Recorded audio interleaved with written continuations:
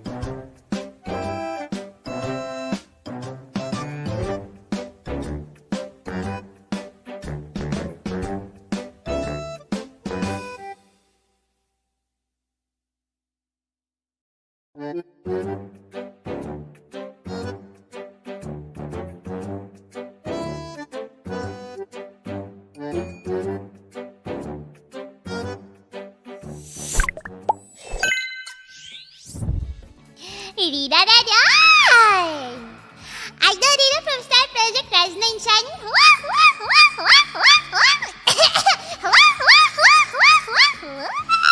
Oh, I feel like my mic is like super saturated right now. Maybe I should mess with the settings a little bit more. Give me a second. Okay, maybe it should be better now. Should be better now because the normal settings for the mic aren't good for me. I yell too much. I am too loud. Hello! What? I have the reverb on? Okay, thank you for telling me. Hey. Okay, it's not loud. I totally forgot about the reverb. If you haven't told me right now on stream, like the whole stream with the reverb on, oh my god. It was from yesterday. Wait, I thought the reverb was on purpose. No, why would it be on purpose now? No. Streaming from a tunnel. Hello, look, my glasses are back. I found my glasses. I didn't find the auto toggles from my deaf laptop yet. I still have to get all my data from my laptop, but I have the glasses. Riro's back to be the nerd. Yeah, Riro's back to be the nerd. But these glasses just look too good on me, don't you think? I've been feeling like wearing glasses more than wearing contact lenses lately, because as you know, my sight is pretty bad. I just like these glasses. I think that they look cute on me. How are you doing? Because even though I streamed, like for example yesterday, the stream was very short. The stream was very short and it was a thematic stream, so like we didn't have a lot of chance to talk. But how are you doing? How are you doing? Eyes get tired very quickly with contact lenses. I'm pretty used to contact lenses, but I've been just feeling like wearing glasses lately. Yeah, how you doing? I'm doing pretty good. I had some mashed potatoes with meat and some sauce that my grandma made before the stream. And I also have some fruit here. I have grapes, I have cherries, and I have blueberries there. I love blueberries. Blueberries are so good. I'm doing well. I'm doing well. I prepared for this stream. I think I was prepared like an hour ago, and I was all this time I was just waiting to start to stream because like I didn't want to start doing anything else because I know it would take me time, and then I would have to delay the stream because I know myself. So I just stayed at my monitor and waited. at least I've been tweeting stuff. I've been using Twitter more often lately. Did you know this? I'm learning how to actually use Twitter somehow. Did you see that I cosplayed Fuyo? Fuyo cosplayed me, so I cosplayed her back. Doesn't it look cute? Don't I look cute? And Fuyo looks very cute in my clothing. Do I look cute in her clothing? What do you think? And Fuyo cosplay was very yeah. That's the first time you see me with the hair like loose, like without my twin tails. That's the first one. Do you think I look nice? Should I have like hair like that in my next outfit? Maybe. Cute little tummy. Oh, it was probably the first time you see my tummy. It was so embarrassing. So embarrassing. But yeah, what the heck? Why is there so much heart of me crying? What the heck? I only now know, like, I wanted to talk about this, and I wanted to say, I want more art of Nerd Riro with glasses, but then I realized, when I looked at myself and I realized that my glasses have a tear. So it would be like, so it would be the same. It would be actually another little crying art. I only noticed it now, but I just like these glasses. They look nice. Nerd the little crying nerd. Stop with the Binky. Oh my god, we are over the Binky arc. We are over the Binky arc. Stop with the Binky. Stop with the Binky. I'm an adult now. I'm an adult now. Stop with the Binky. For real, guys. It's not even funny anymore. Why would you bully a mature woman, calling her a baby? You're shameless. So disrespectful. I'm not saying that, Anna! Like I said it, but not as you like it, so. Not as you wanted, so. By the way, do you know about this game? Do you know this game, Everlasting Summer, guys? I know that the Russian viewers do know that game. This is a Russian visual novel. It is pretty popular between in the Russian community, but do you guys know about that game? Do you guys know It's all about it? using that business thinking now. You know what? I have it right in front of me. Let me see. Feeling so businessy.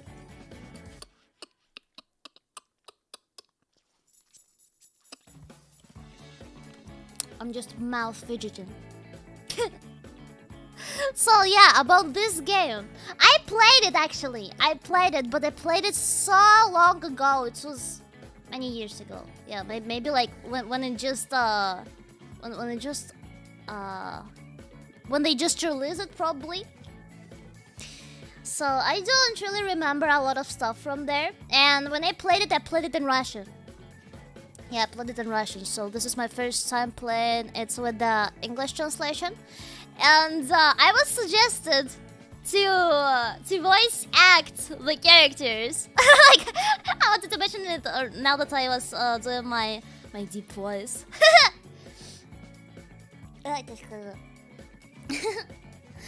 I will try to use my whole range of available female audio voices. I almost never voice act. The last voice acting thing I did was for the Riro-kun. Oh no, Riro-kun. But it's different because it was in Japanese. Like it was like the perception was different. But yeah, I'm excited. The music in this game is very good. I love the music and the backgrounds in this game, and they are very good. I just like randomly remembered this game the other day, and I was like, oh, this would be actually nice to play it on stream. I don't remember how long the actual game is. I don't know how long will this stream be. I don't know yet. But yeah, we're starting today.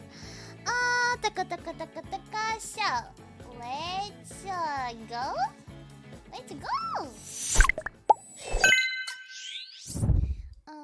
Moving my shoe, okay. Okay, so. This game is a work of fiction on its author's imagination. It does not aim to offend, insult, or discriminate anyone on a religious, social, economical, species, or any other basis. Any violation of the player's aesthetic sensitivity, active citizenship, or any other spiritual impulse lies on their conscience. Any resemblance of the character to your real or imaginary friends, neighbors, colleagues, tupos is entirely coincidental. Oh my god, God, when I have to read stuff, then I realize how bad my English is. I don't know how to pronounce it! How to pronounce so many words! Coincidental. All the heroines are 18 years old and have confirmed they consent on participating in this game in written form, except from the screenwriter's medical history can be provided on demand. The game does not contain any propaganda of voluntary or not ending one's life. Not a single mascot, animal, or human was hurt during the creation of this game. Happy reading. Is it clear? Is it clear for you? Yasuo is too powerful. Shut up!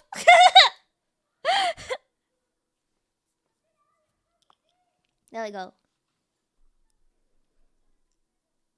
Бесконечное лето. Everlasting summer. As I told you, the game is Russian. But this is an English translation. Okay, let me see. Please tell me if the BGM is... If the BGM has good volume. It's not too loud, it's not too quiet. Is it good? Yeah, BGM is good. A bit loud. A bit loud? I can make it quieter. I can make it a little bit quieter. I made it just a tiny bit quieter. Is it better? Will she go brat route? I don't know yet. Who are we raising today? Who are we raising up today? Can you make your voice a little bit louder? I don't think so, because if I do it, it will get oversaturated. I think it will break your ears if I do that. Okay, I think it should be good now. Listen to the BGM. I love it so much. The music in this game is very good. Okay, new game. There we go.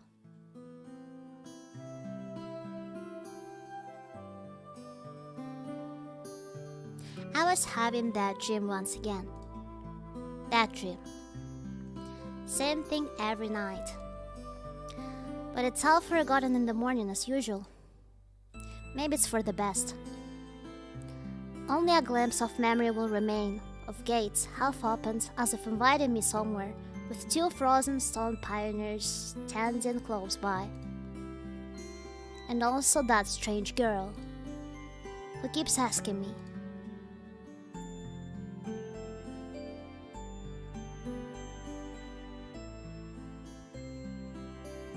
will you come with me? Come? But where? And why? And where am I anyway? A Of course, if it all happened in real life, I would certainly have been scared.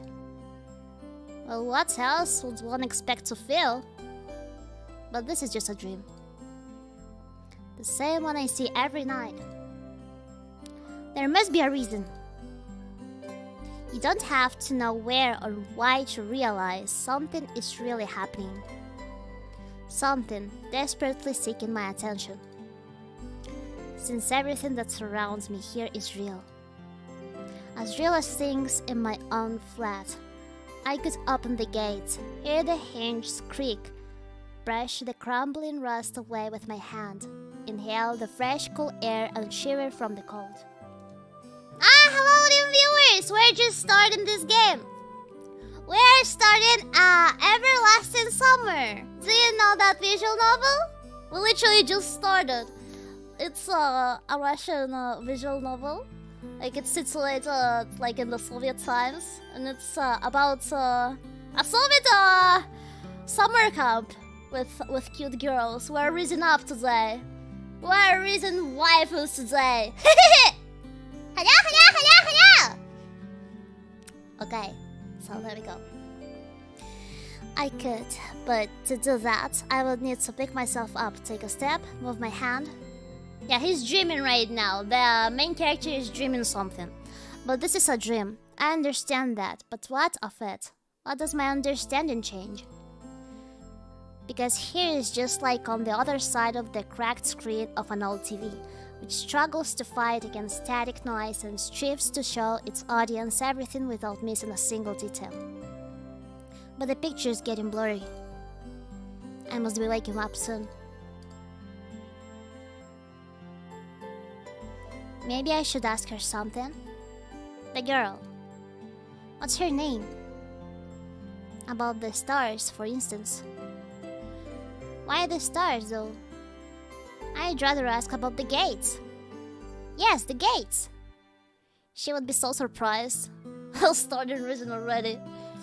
Or better, why the dot over an I was called a tittle, but the dot over a G was called a superscript dot. Oh my god, I don't remember like what was the original version of this, because I'm pretty sure it wasn't like this, like in Russian. Nice letters. As if they don't exist anymore. Still, what do letters, gates, and stars have to do with this place? Because even if I'm having this dream every night, which will be forgotten soon anyway, I've got to look for answers here and now. And there, if you look carefully, you can see the Magellanic Clouds. As if I'd ended up in the southern hemisphere. In a dream, there are the small things that catch your attention: an unnatural color of grass, impossible curves of straight lines, or your undistorted reflection, while the real danger, which could put an end to everything right here and now, seems trivial. It's natural, since here you cannot die. Well, technically you can die while you're sleeping. I know it for sure. I've done it hundreds of times. Then what? Dying while sleeping? But if you cannot die, is there a point in living? I should ask the girl. She's a local. She should know. Yes, exactly. I should ask her about the owl, for example. One strange bird it is. Though it doesn't matter. Ask her name! Will you come with me? And every time I have to answer. It is the only way, otherwise the dream will never end, and I will never wake up. Yes, I'll come with you, no, I'll stay here. Yes, I'll come with you. Every time it's so hard to decide on the answer. Where am I? What am I doing here? Who is she? And why does so much of my life depend on this answer? Or maybe it doesn't. It's just a dream after all. Just a dream.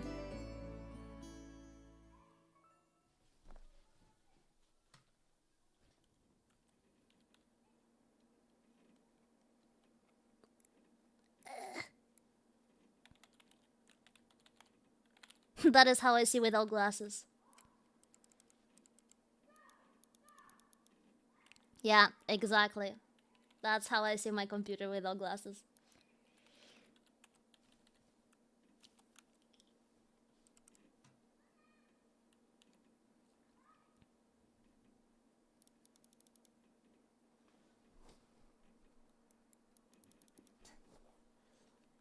Two-chan? The computer screen stared at me as if it was alive. The Stephanie from Lazy Town! I forgot about that! This is so random! Welcome to a job! Sometimes it really did seem to me that it was conscious of itself, had its own thoughts and wishes, ambitions, that it had feelings, could love and suffer. You two are kind of similar. What do you mean? Me and Stephanie from Lazy Town? You know what? I used to love her a lot. I loved Lazy Town and I loved Stephanie. As if in our relationship, the screen wasn't an instrument. It was me who was a lifeless piece of plastic and textolite. There is some truth in that, probably because the computer provides 90% of my communication with the outside world. Can you relate? Can you relate? 90% of my communication with the outside world. Well, I touched the grass lately because my laptop got broken. I told you. So actually, for me, it's only 80%. Anonymous image boards, some chats from time to time, rarely ICQ or Jabber, or on the forums even more rarely.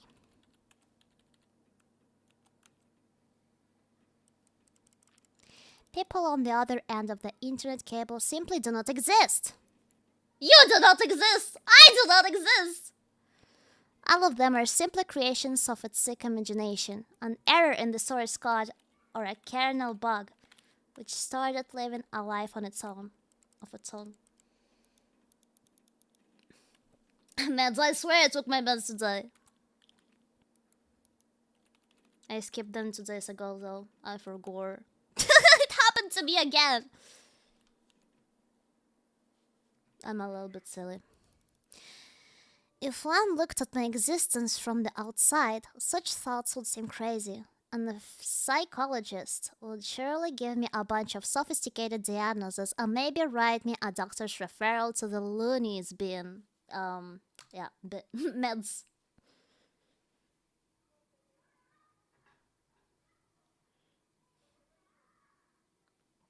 Need the meds.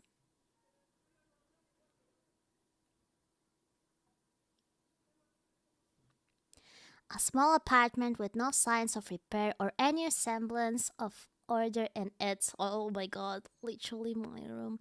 And always the same view out of the window on the grey megalopolis running somewhere day and night. Such are the conditions of my life. Are there jump scares? I don't remember actually. I don't think so. But who knows? I don't remember. I played it so long ago and it has like a lot of different endings. Well, of course, it didn't all start like this. I was born, went to school and finished it, like all the others. I was accepted at a university, where I spent a year and a half trailing behind and struggling. I drifted through several jobs. Sometimes it was working out quite well, sometimes I was even getting decent money for it. But it all felt like it was not mine, as if taken from another man's biography. I wasn't living life to its fullest. It was looping over and over in monotonous circles. Like in the movie Groundhog Day. Yeah, this game has a lot of references, you probably already noticed. It's just that I had no choice in how to spend my day, and every day repeated itself, the same vicious spiral.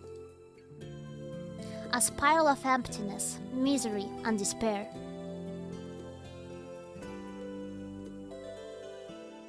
For the last few years, I just sat in front of the screen all day. Sometimes there were manual jobs, sometimes my parents helped me. All in all, I was able to provide for myself. No wonder really, since my needs are quite minor. I hardly ever leave my home, and my communication with other people almost exclusively consists of online correspondence with the anonymous, who have no real name, no gender, no age. So, in brief, a quite typical life of a quite typical antisocial person of this time. Kind of Donnie Darko on a minor scale, without doomsday-related visions. Maybe some highly respected author will write a novel about me and it will become a contemporary classic of modern literature. Or I will write one myself. However, what's the point of fooling myself? I tried many times, but couldn't even come up with a simple short story. I tried to learn many other things as well. Not gifted enough to draw. Programming, got bored. Foreign languages, takes too much time. The only thing I loved doing was reading, but still I never would have called myself a scholar. Perhaps I was an ace at watching anime and a grandmaster of lame internet jokes. If I were to get paid for it, I would probably be a happier person, and a richer person too, but I doubt it would fill the hole inside me.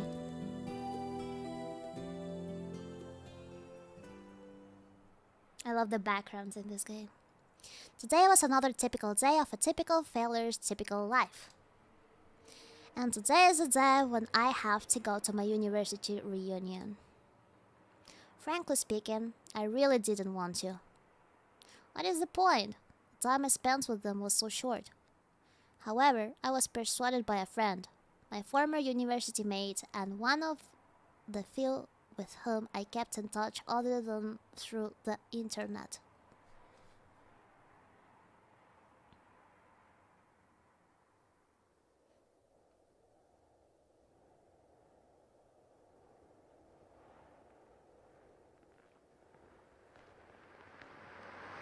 He's an average 2chan user.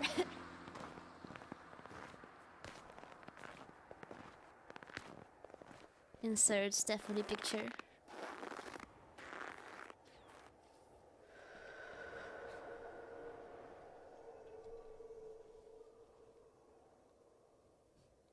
Is this Toho? This is Toho, right? This character is Sirna, I think? A frosty evening. Bus stop. Waiting. I never liked winter. Though hot summer is not my season either. It's just that I see no reason to point out any particular time of the year. It doesn't matter much what the weather is outside when you stay at home 24/7. The bus today was running so late that I was about to curse it all and spend my last few hundred rubles for a taxi. The idea of just returning home didn't cross my mind for some reason.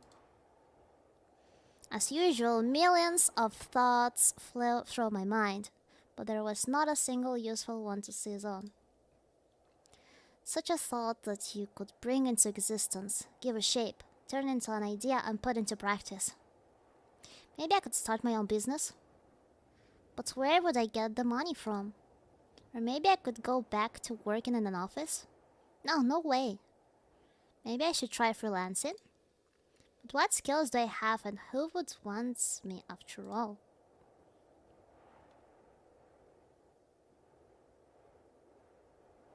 I suddenly remembered my childhood. Or rather, my teen years, the time when I was 15, 17 years old. Why exactly those years? No idea. I guess it's because back then, everything was much more simple. It was easier to make decisions, so complicated now and so simple then. Waking up in the morning, I knew exactly how my day was going to pass, and I always eagerly looked forward to the weekend. Then I could get some rest and have time for the things I liked. Computer, football, going out with friends. And then, at the beginning of next week, I'd take up my studies again. Back then, there were no such worrying questions like why, who needs it, what will change if I do it, or what will not change. A simple lifestyle, so casual for any normal person, and so odd to myself today. That careless childhood age. It was also then that I met my first love. Her appearance and personality have vanished from my memory.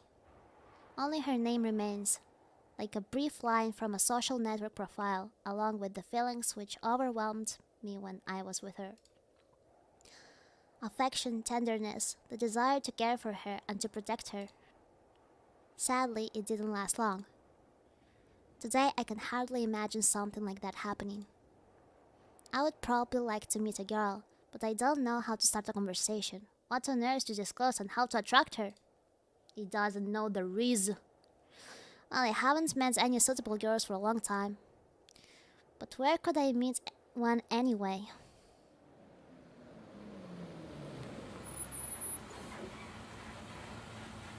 The sound of an engine brought me back to reality.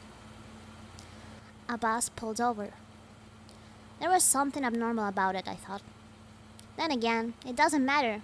Only the 410 runs this route.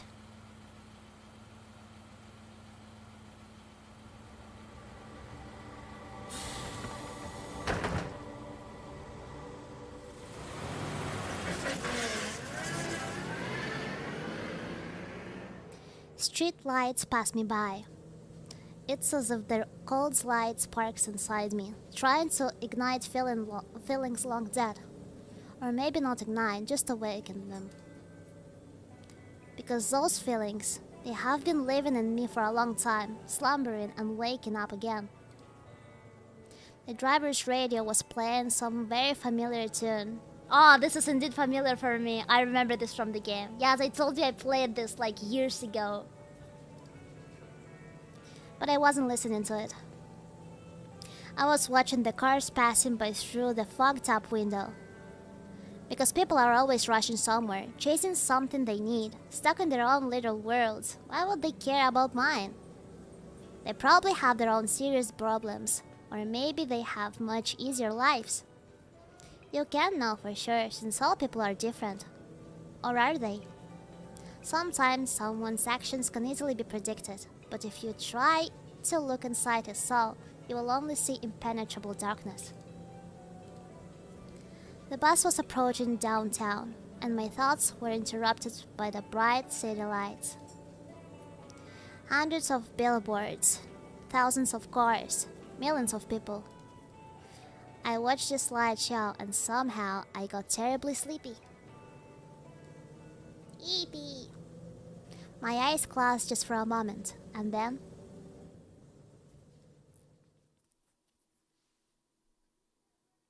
You played it in Russian before, right? Yeah. I played it in Russian years ago.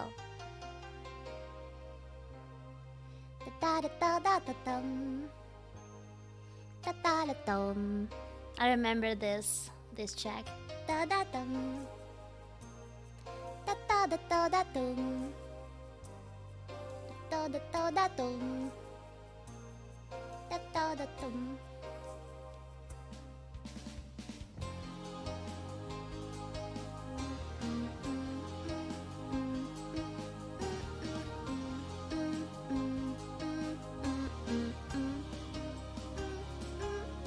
Slavia. I will read the names because they are written in Russian apparently. Lena.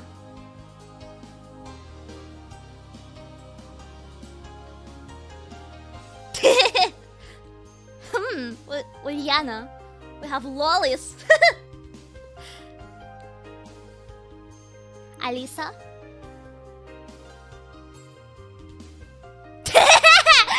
Miku. Yeah, we have lollies and Miku. What else do we need? Miku, hello Connie. Yes, it's Miku. It's fucking Miku. We have fucking Miku in this game. But it's just a coincidence. It's not. It's not a character, you know. You know.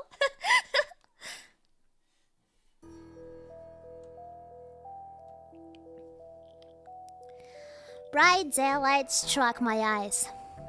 At first, I didn't pay attention. as I wasn't fully awake yet. On the run, my legs carried me towards the door. Damn, looks like I fell asleep and missed my stop. My name is Simeon. Okay, there is no door. I looked around the bus and realized that it wasn't a good old worn-out Lias. Instead, the bus was an Icarus model, a new one. I froze in shock. How? What? Am I dead? Have I been kidnapped? No, I must be dead.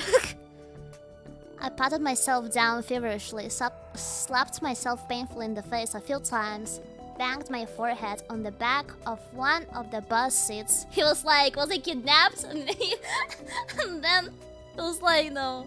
Why would anyone kidnap me? So sad. It's clear. Either I'm still alive, or you can still feel pain when you're dead. But how could this happen? Maybe I slept for too long and ended up at the bus depot. And then what? Did they put me onto another bus? I rushed out and took a look around. Greenery wherever I looked. Tall grass on the roadside. Trees, flowers. Summer? But how? It was sweeter just a moment ago.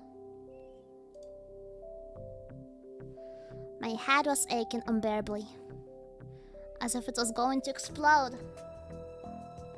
Slowly, I began to remember. Isekai, yeah. Isekai na boss. We got isekai.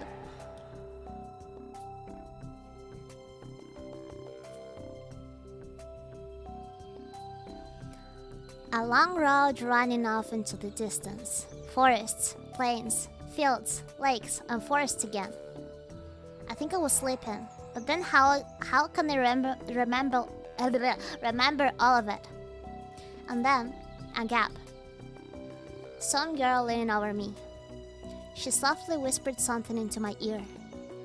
Then a gap again. Remember. Remember when happy day. Another happy day is coming. And then I woke up here. Who was that strange girl? Or was she just a dream? For some reason, thinking about her made me feel better and calmed me down a little. I felt warmth all over, coming from the inside. Could it be her who brought me here? Then I need to find her. And the best place to look for her is away from here.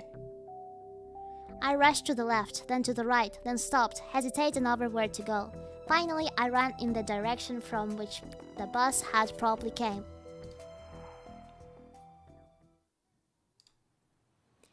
Physical exercise does refresh one's mind. Thoughts become clearer, and it gets a little easier to evaluate the surroundings reality. Makes sense because isn't brain a muscle? Or was it the heart? Never mind. Not in my case, however. I was sitting on the roadside, wheezing and trying to ease my sore throat by gulping breaths of hot air. In any case, the run did its job. The fear withdrew for a while. Don't be. Stop! Maybe I really am just dreaming. Though recalling my self-harm on the bus, I immediately rejected the idea. I am neither dreaming nor dead. A narrow road ran through the fields and far into the distance. That exact same road from my dream. I must be very far away from home. And it's not just that. It's not just that it was winter yesterday and it's summer now. It's the whole environment. Of course, summer is usually like this, green and hot. But here everything is not entirely lifelike. Everything looks like it was taken from the paintings of Russian landscape artists of the 19th century. That's why the backgrounds are so pretty. The grass is just too lush. The bushes are not like what bushes should be. They are too thick that you can't see anything through them. Like treetops, honestly. And the trees themselves. The forest was quite far away, but the trees looked as if they had closed their ranks and were now just waiting for the order to advance onto the fields and plains. I caught my breath and looked at the bus, which was now barely visible. That was a good run. Fear overtook me once again. Those power lines. There must be people here. But what does it mean? In fact, that means nothing at all. Couldn't they have power lines even in hell? Roasting sinners over hot coals? That's so last century. I must have reached the point of no return, after which you should either lose your mind completely or finally try to understand what is going on. And while I still have a choice, I should pick the second option. I slowly headed back to the bus. Of course it was scary, but I'm not likely to find an answer in the fields or the woods, and this wretched bucket of bolts is the only kind of link that I have with the real world.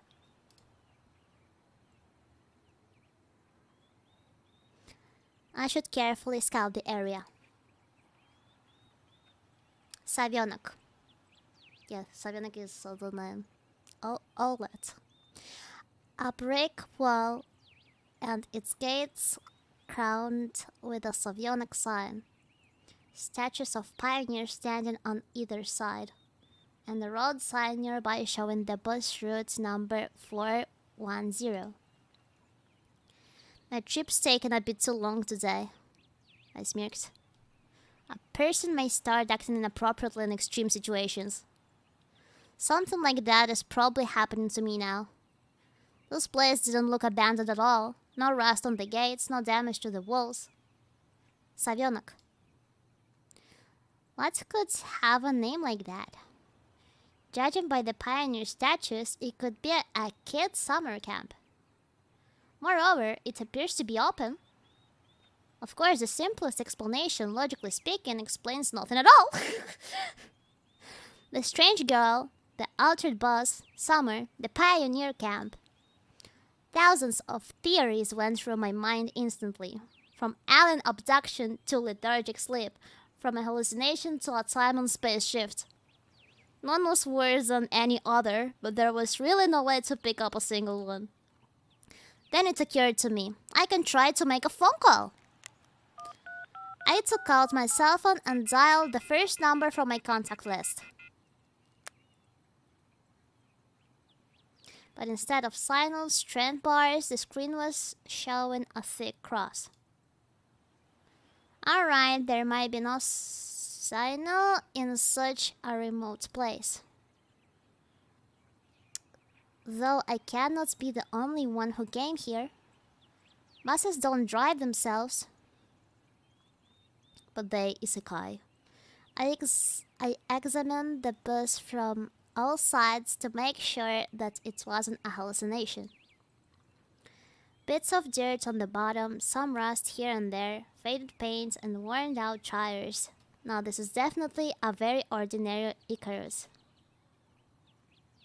Yeah, exactly the kind of bus which takes you to places beyond your understanding if you carelessly fall asleep. Remember, guys, never fall asleep in a bus. I gave a nervous chuckle. It came up by itself, sporadically, because this wasn't the right place or time to laugh. But where on earth is the driver? I cautiously sat down on the curb beside the bus and started to wait.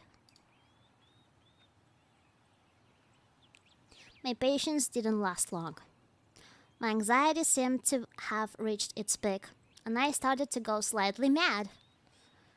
In such a situation, anyone would have probably felt something similar. Aliens and parallel universes were gone from my imagination, leaving only void and darkness. Is this how everything will end? How my life will end? But I wanted to do so much. There were so many things that I had no time for yet. I was overwhelmed by the idea. This was definitely the end. We're doomed! But why? It's not fair. Surely I'm no worse than anyone else. God, why? It's over.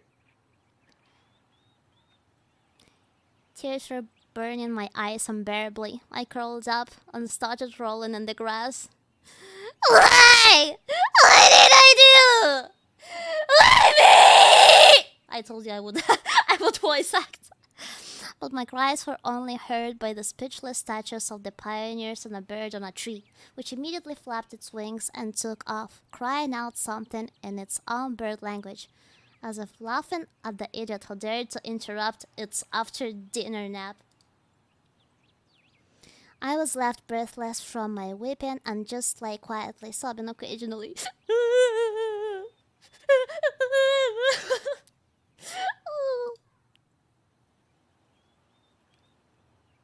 After a while, I managed to pull myself together. My mind cleared up a bit, as if terror and the fear of death gave me a little break. VTuber origin stories are always like this. Will we become a VTuber in this game? All in all, if someone wanted to kill me, what is all this for? It doesn't look like an experiment either. If this is just some crazy coincidence, then there's probably no threat.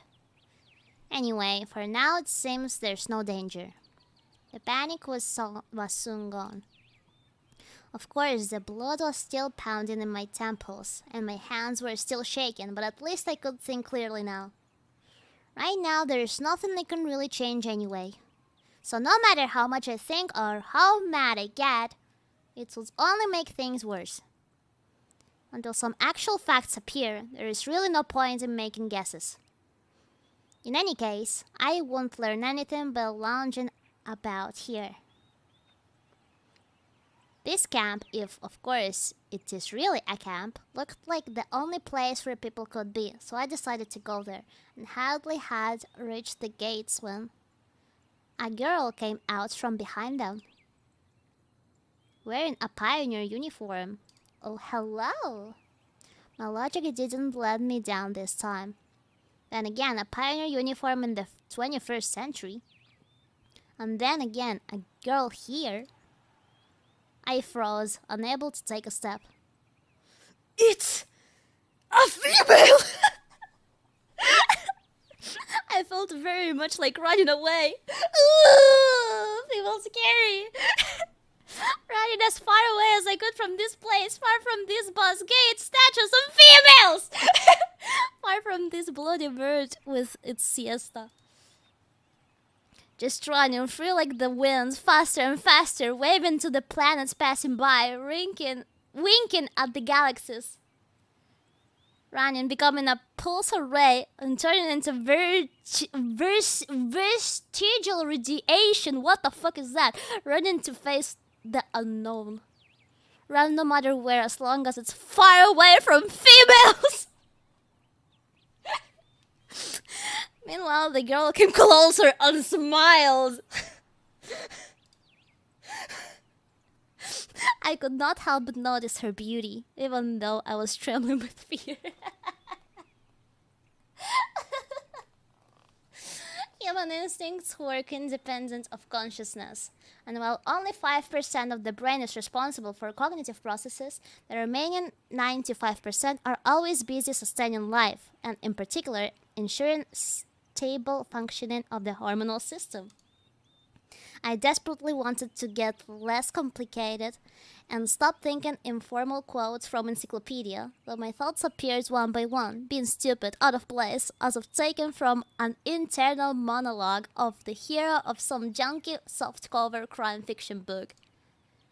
A pretty Slavic face, long braids that looked like 2 armfuls of fresh hay, and blue eyes you could drown in. Hi, you must have just arrived?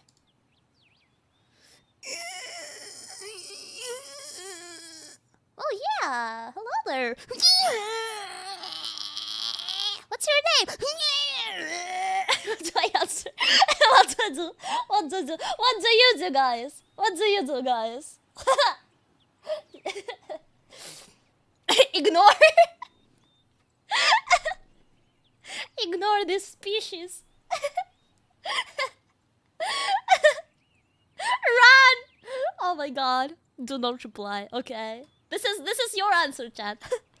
I was frozen in astonishment. The girl looked perfectly normal, just like an ordinary human, but I still could not utter a single word. It's too late to run. Did I say something wrong? It took a monumental effort to answer. Yeah. What? Nothing. I mean, I've just arrived. Oh, this is so awkward. I replied quickly, beginning to worry that I might have blurted out something wrong. Alright then, welcome. She smiled broadly. Strange, it looked as if I had just a normal girl in front of me. But I shouldn't have returned here. The woods and fields seemed better. But what shall I do next? Try to speak with her as if she was a human, or run away? Or what? The blood was pumping unbearably in my head, tearing it apart from the inside. A little bit more and the poor pioneer girl would be splattered with the gruesome contents of my skull. Oh my god, that is a shit. that is a gruesome explanation. What's so funny about that? The girl looked over me. Did I laugh? It sent shivers down my spine and my knees started to tremble. He peed himself, he shitted himself, and he finally ran away. Nothing. Great then. Great? What's so great about that? Suddenly a thought crossed my mind. To hell with it all. Forget about the bus behind me, the fact that it was winter yesterday and summer today. I wanted to rip off my itchy sweater and just accept that all this is actually happening. Everything it is as should be. All this is for the best.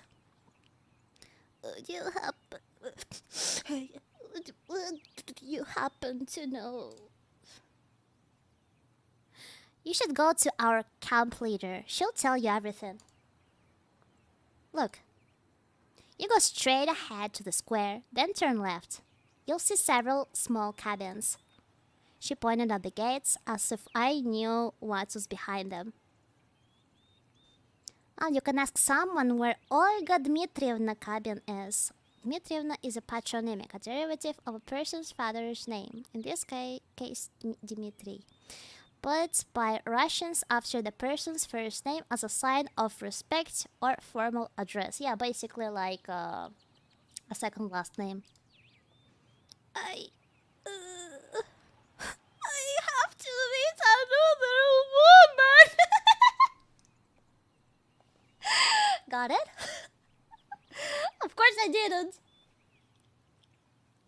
Well, I've got to go now. The girl waved her hand at me and disappeared through the gate. It seemed as if to her I was something ordinary. And all the show with the bus and the travels while awake or asleep were troubling only me, while everything here is just the way it is supposed to be. Camp leader, pioneer uniform. What are they doing? A historical reenactment here? I hope I won't find Lenin standing atop the armored car in the square. But even that would not surprise me right now. After standing alone for a while, I headed into the camp. A mere 50 meters ahead, a small one-story house popped up on the left side. The sign near the door said, "Clubs." I was about to come closer, when the door suddenly opened and a short girl wearing a pioneer uniform came out. Her pretty face gave me the impression of one suffering for the fate of the whole of mankind with a truly universal sorrow. As soon as she saw me, the girl froze, as if frightened. Am I that ugly? I froze too, considering what was the best to do, to approach first or wait until she showed some initiative. Or maybe run away after all. Although this last option was constantly being suggested only by my self-preservation instinct. At least that's what I'd like to believe. Not the worst human instinct, but far from the most logical. If this instinct played poker against deductive abilities, the outcome would be predetermined. And those deductive abilities, or at least their semblance, were hinting to me that there was no need to be afraid of this girl. Suddenly, somebody jumped out of nearby bushes. A girl wearing a bright red t-shirt with USSR written on it. Such a perfect reproduction of the age. She looked quite short from a distance and was probably younger than both pioneer girls. The one at the gates and this girl at the door of the clubs. Do you hear Miku? It's Miku singing!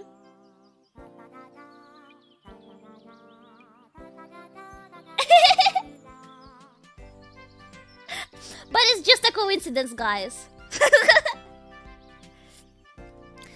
At last I decided to come closer, but the USSR, as I called her in my mind, jumped towards the first girl and started telling her something while wildly waving her arms. Are they speaking about me? The other girl in turn seemed confused and lowered her gaze, remaining silent. They're speaking about how ugly I am!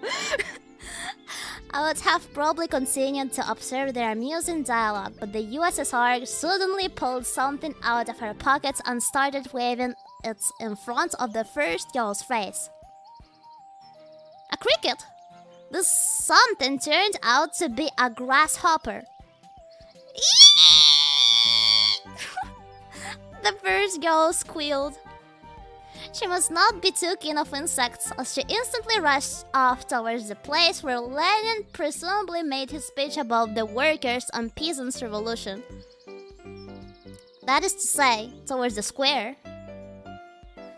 The USSR glanced at me, grinned playfully, and dashed after her. Not a bad start to the day. I have absolutely no clue where I am. Besides that, there are some kids here role-playing as pioneers. And as far as I can tell, this place is located thousands of kilometers away from my home. It might even be a different reality. And this was indeed a reality. I mean, everything around me seemed so real, if a little embellished, that I was starting to think that in fact my previous life could have been just a dream. And what am I supposed to do now?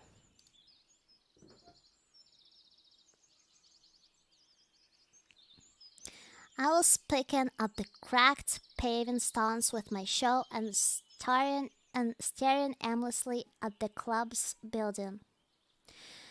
Just a few more seconds before I have to come up with some decision. That's when I recalled myself rolling on the grass, weeping. I cringed in disgust. Yeah, my past is so cringy. My past from 10 minutes ago, so cringy. Perhaps it's another instinct. When all energy for whimpering and self-pitying is used up, the body either goes into hibernation or mobilizes its reserves. Mine seemed to have chosen the second option because out of the blue, I found the determination to figure out what was going on. And in order to do that, I had to act like a man, like a human. To maintain my dignity of a representative of my own world, I had to man up! I followed the path to the left, on the right side of which stood small cabins, apparently the homes of the local pioneers. Actually, they looked quite cozy from the outside. Even though I was born in the Soviet Union, I had never been part of its children's organizations. Neither the pioneers nor even the younger October children. I imagined the daily life of a typical pioneer camp a bit differently. Huge barracks with long rows of metal bunks, wake-up call at 6 o'clock played by a siren, 1 minute to make your bed, then joining the formation at the drill square. Or wait, could I be confusing it with something else? Suddenly something struck me on the back. I staggered but remained on my feet, turned around and prepared to fight heroically for my life. But all I found was another girl standing before me. My mouth hung open in surprise. Pick your jaw up off the ground. I closed my mouth. Okay. The same pioneer uniform, but the way she was wearing it looked, let's say, provocative. Like all the girls I had met here before, this one was rather cute, but her overly arrogant expression killed any desire to get to know her better. New here, are you? Fine, see ya. She threw a threatening glance at me and walked past. I waited for the pioneer girl to turn at the corner. Who knows what else she might have been up to? The most interesting thing was that even this hostile girl seemed completely normal to me. She did not give off the feeling of some deadly danger. Except maybe the danger of getting punched in the nose. At last I managed to make it to the square. There was no Lenin or an armored car. I thought one could easily expect something like that after all this had happened. Instead, however, a monument to a certain comrade towers in the middle of the square. The letters on the pedestal read Red Genda. Must be some big figure in the party. There were some small benches at the sides. It's quite pleasant here. Where did that girl tell me to go? To the left or to the right? To the left, to the right, to the left, to the right. Why am I going there anyway? Alright, I've decided to pretend to be normal. So, to the right. Through a small grove, I came out at a pier. I must have taken a wrong turn. Hey, wrong way! I turned towards the voice. Ugh! Already seeing Tommy! The first girl stood before me. Now what did I tell you? Take a left to the square, wasn't it? She had changed from her pioneer uniform into a bikini. Well, I still haven't introduced myself. My name is Slavia. Actually, my full name's Slaviana, but everyone calls me Slavia. So you can too. Yeah.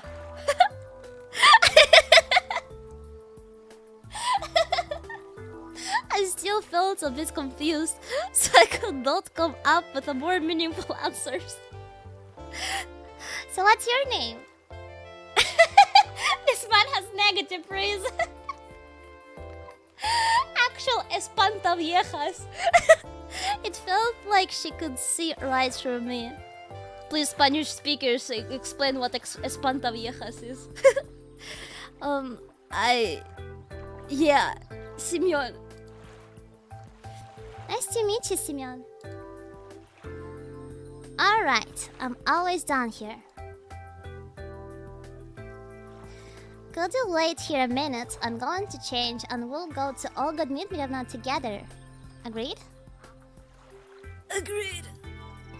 Meanwhile, I was looking in the other eyes of the girl. After this exchange, she ran off. I sat on the pier and let my feet hang into the water. I was wearing heavy winter boots, but in such weather, there was nothing wrong in getting my feet wet. Furthermore, it let me cool myself a little. Looking at the river, I was brainstorming and processing everything that has happened. Yeah, this is some kind of conspiracy. It's a weird one, even too friendly at times. No, it really looks more like a random event. It's random event time! Some entirely incomprehensible random event. Shall we go? Slavia was standing beside me, dressed in the pioneer uniform again. It's cool. I've been here for a very short time, but of all the people I've met, she looks the least suspicious. However, this fact is already suspicious itself. We walked to the square. The USSR girl and the girl who hit me on the back were there, chasing each other. Is that some kind of game they're playing? Ulyana, enough running. I'll tell everything to Olga Dmitrievna. Yeah, Captain. I decided not to question Slavia for a while about what was going on at the local residence. Better meet with this mysterious Olga Dmitrievna first. Is there a Olga Dmitrievna route? Sounds like she's the boss here. Gonna raise the boss! We walked past the rows of almost identical cabins, some of which looked like fat beer barrels, while others looked more like household sheds. Finally, Slavia stopped in front of a smallish one-story cabin. It looked like an artist's painting. The faded paint, chipping here and there with age, was sparkling in the sun. The window shutters, slightly ajar, were swaying almost unnoticeably in the wind, and huge lilac bushes were growing at the sides. It seemed as if the ramshackle hut was drowning in a storm of purple silk, and the lilacs, like some elemental force, were inexorably destroying the troop leader's house. What are you standing around for? Let's go! Slavia snapped me out from my daydreaming. And stop teasing Lena already. What? Rena? Higurashi no Nagokoro ni? Rena! What the fuck? What the fuck was that flashback? Sounds like there's someone inside. Indeed, a moment later the door swung open and Uliana ran out and dashed past with the same mischievous grin. The pig-tailed girl came out next. Don't let it bother you, Lena. So her name is Lena. Gotta be thankful it's not Rena, at least Lena. But Lena is like a very common Russian name. What the heck? You have to be such a weeb to associate that name with an anime character. But I don't. Instead of finishing her sentence, she blushed and quickly headed towards the square. Oh, whoa. For some reason I felt like turning and following her with my eyes. But Slavia said, "Come." We entered the cabin. Inside it looked like something similar to what I'd imagined. 2 beds, a table, a couple of chairs, a simple carpet on the floor, a wardrobe. Nothing special, but at the same time it felt homelike and cozy. Although this room was almost in the same state of disorder as my own flat. The girl standing near the window appeared to be about 25 years old. Nature had obviously gifted her with a pretty face and a good body. At least one thing can keep you happy in this pandemonium. The locals are beautiful. You're finally here. Excellent. My name is Olga Dmitrievna, the camp leader. She's the boss! Can Reese the boss? I didn't remember her being so pretty. Nice to meet you, I'm Simeon. I decided to talk as if I wasn't surprised by anything that was going on. She came closer. We've been expecting you since early morning. You've been expecting me? Yes, of course. And when does the next bus come? And why do you need it? Yeah, right. Why would I need it? Guess I shouldn't ask direct questions. The people here might react to them quite unlikely how I'd prefer. And I doubt I'd get any answers. No reason, just curious. By the way, where are we exactly? Our mailing address, I mean? I wanted to send a letter to my parents to tell them I got here fine. For some reason I had the desperate idea that if I played along, I would find something out. Oh, but your parents called just half an hour ago. Send their regards to you. Now that's a surprise. So can I call them? Cause I forgot to tell them something before I left. No. She gave me a sweet, spontaneous smile. No. Why not? We don't have a phone here. And how could my parents make a call to here? Objection! I've just come back from the district central town. I talked with them there. Ah, so that's how it is. And can I somehow get to the town? No. She kept the same smile. Why not? Because the next bus only comes in a week. I decided not to inquire how the troop leader managed to get there and back. I would get no answer anyway. All this time, Slavia was standing next to me and seemed to find nothing odd in our conversation. Oh, we need to find a uniform for you. I've got absolutely no desire to put on a pioneer shorts or to wear the ridiculous red neckerchief. However, wearing winter clothes in summer isn't a great idea either. Right, thank you. I wonder if I'm the only one here who finds it strange that someone's wearing a coat and winter boots in such heat. Yeah, they didn't mention it at all. Righty-o. I'll be off then, and you can get yourself acquainted with the camp. Don't forget to come to dinner in the evening. Having said that, she walked out of the cabin. No, walked is not the right word. She rushed out. I ended up alone with Slavia. I must go too. Got things to do. Take a walk, look around the camp a bit. See you in the evening. There's no thread or catch into this than this reality, as embodied by Slavia, becomes more and more appealing. For the first time today, I realized that it was awfully hot here. Although obviously my winter clothes were to blame for that. I took off my coat and dropped it onto the bed. My pullover followed it. I was now wearing only the shirt. That's much better. All I could do now is follow their advice and go look around the camp. I'll try to find something out in the meantime. Oh my god, he must be sweaty as hell right now. Imagine the smell. Passing the local residential district, I saw a pioneer guy coming my way. And it was really a pioneer guy, not a pioneer girl. Apparently, there were men even in this kingdom of Amazons. Hello, you're new here. You must be Simeon, right? And how do you... Everyone knows already. I'm electronic, by the way. The real one. You can call me that. He's the real one. Electronic, the real one. Things were going from crazy to completely insane. Electronic was a robot character appearing in a popular Soviet film and book series. He looked like an exact copy of a school kid called Sergei Cheezkov.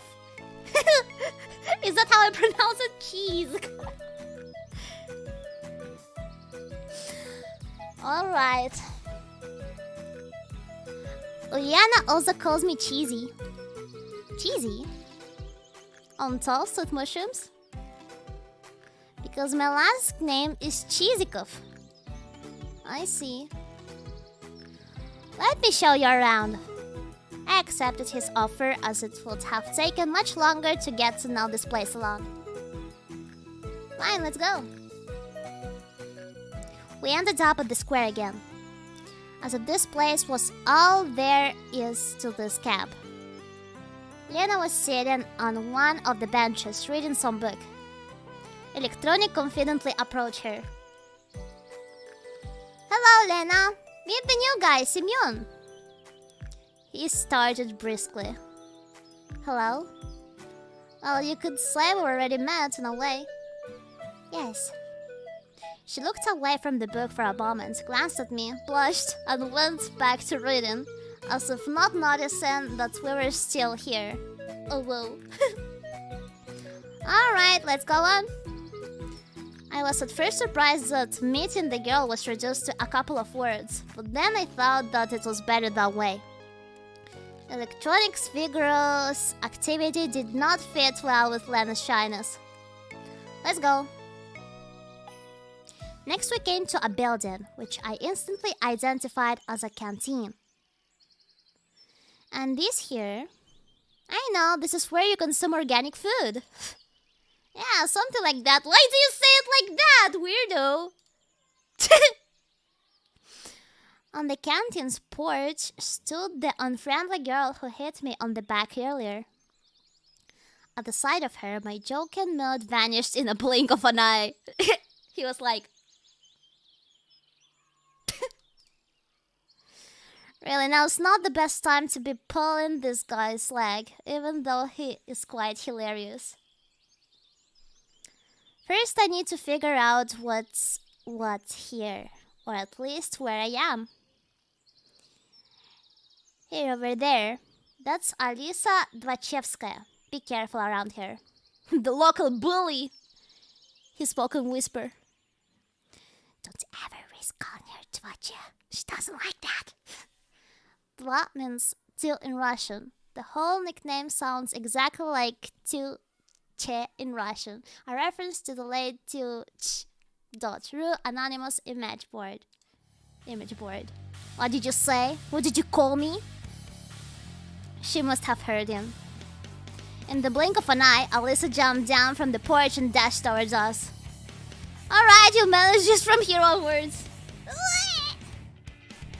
Electronic took his heels. What do I do? What do I do? What do I do? What do I do? Run! Okay.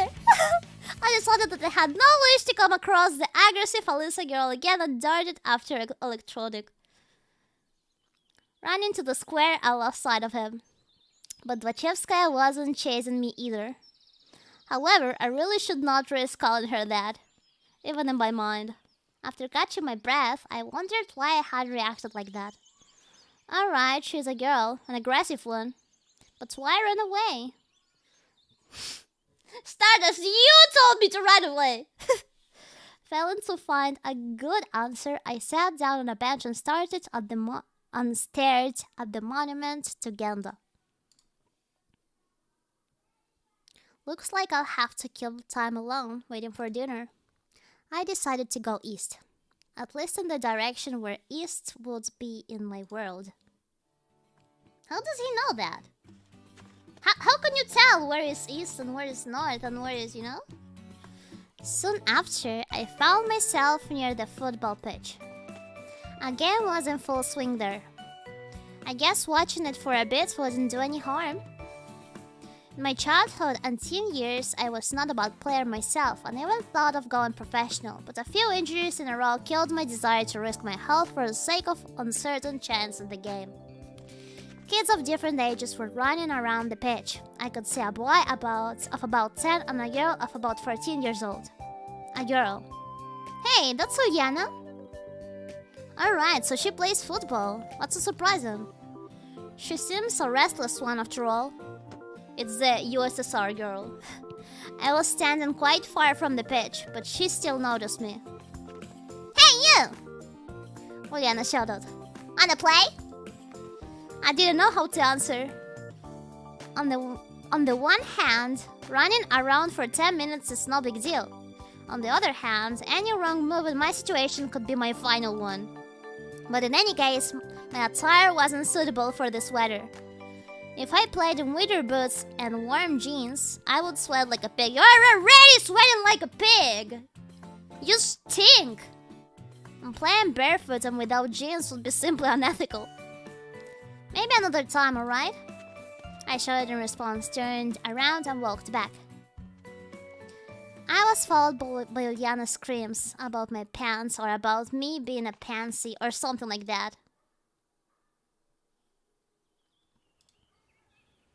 Evening was falling, making me feel tired and empty after a day wasted with no real purpose. I came back to the square, sit down on a bench, and gave an exhausted sigh.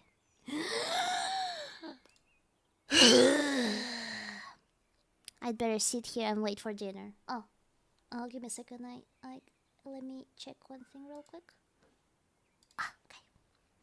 Let me stay and wait for dinner. After all, it's easier to search for answers when you're not hungry. They do give food to the people here, right? You know, it's curious how the simplest human needs can break the will to ponder on things and strive for something. For example, I feel hungry now, so I care much less about where I am or what is happening to me. Could great people also be affected by this? And in that case, how did Spartacus start the slave uprising in ancient times? I can only conclude that I am not a great person, and it does not really matter which mechanism I serve as a gear in society, the Matrix, or a weird pioneer camp. Da da da da da da dum. It's munching time. It's dinner time. My thoughts were interrupted by the sound of bells chiming from a loudspeaker on the light pole. It must be the dinner call. I headed towards the canteen. It was a good thing that now I knew where it was. Hungry. Olga Dmitrievna was there, standing on the porch. I stopped and looked closely at her, as if I were expecting something. She looked back at me for a while, but at last came closer. You're so close. Simeon, what are you waiting for? Come in already. Guess nothing bad can happen if I go with her. My stomach backed me up here. The two of us went inside. The canteen looked like a canteen. I'd had a chance to visit a factory canteen at some point in my life. This one was exactly the same, just maybe a bit cleaner and more modern. Metal chairs and tables, glazed tiles on the walls and on the floor, unsophisticated tableware. Oh heck. Guess that's what a canteen in a pioneer camp supposed to look like. Simeon, wait a moment. We'll find you a place to sit. She looked around the place. Vachevskaya, hold it right there! Olga Dmitrievna shouted at Alisa, who was passing by. What? What's up with your clothes? Anything wrong with them? Indeed, her attire looked somewhat provocative. Get your uniform nice and neat right now! Alright. Alisa got her shirt right and walked past, shooting an unpleasant glare at me. So where can we find you a place to sit? I see one right here. There weren't a lot of free seats. Go over there next to Uliana. Yeah, it's fine. The food's already on the table too. I had no other choice but to accept. Of course, there was the probability that the cutlets were poisoned with curare. The mashed potatoes generously seasoned with arsenic, and the glass filled with excellent antifreeze instead of compote. Oh my god, he's so paranoid. Sheesh, guy. In common Russian language, cutlet is minced meat, fried and baked in the shape of a ball or a cylinder, close to American patties. Compote is a drink made by boiling fresh and dried fruits in a large amount of water. Compote in French. Do you remember that there is like a juice I really like that my grandma makes? Well, it's compote. It's this thing. Drink made by boiling fresh fruit or fresh and dried fruit. Yep. But it all looked so tasty that I had no chance to resist. Hey! What do you want? I replied rather rudely to Uliana, who was sitting next to me. Why didn't you play football with us? Because of my clothes, said I, pointing at the source of the problem. Oh, alright then, eat! That was enough for her. However, there wasn't much left to eat. My cutlet was missing from the plate. Only she could have done it. No, more precisely, none but Uliana could have done it. Give me back my cutlet. In a big family, you snooze, you lose. It can cost you a cutlet if you are careless. Give it back, I'm telling you. attempt to take the cutlet. Don't attempt to take the cutlet. What are we doing? What are we doing, guys? I am playing, but you make the decisions. Hydration check. Rob, get your food back. Take it. Okay. My cutlet! I looked at her menacingly and was about to reach out my hand. See? I don't have it! And indeed, Ariana's plate was empty. It seemed that this little girl eats as fast as she steals someone's cutlets. Take it easy, we'll work something out now. She grabbed my plate and ran off. There was no point in following her. If they wanted to poison me here, they could have done it in a much easier way. About a minute later, Uliana returned and handed me the plate with a steaming hot cutlet on it. Here's one for the starving. Thanks. It was all I could say. I was so hungry that the suspicions were gone in a flash. I picked up the cutlet with my fork and... What the? Some bug! Extra protein! Let's go! No, not a bug! An insect! It got legs and it's wiggling! The plate fell to the floor and broke into pieces. The chair hit me hard on my legs while falling. I've just liked insects since I was a child, but when these creepy crawlers appear on my plate, that's just way too much. You little... Liana seemed ready for such twist and was already at the door, laughing as if she had just heard a fresh stand-up comedy joke. I dashed after her. We ran out of the canteen. We were just a few dozen meters apart, and I felt I could catch this little girl easily. We ran through the square, past the club's house, and ran onto the forest path.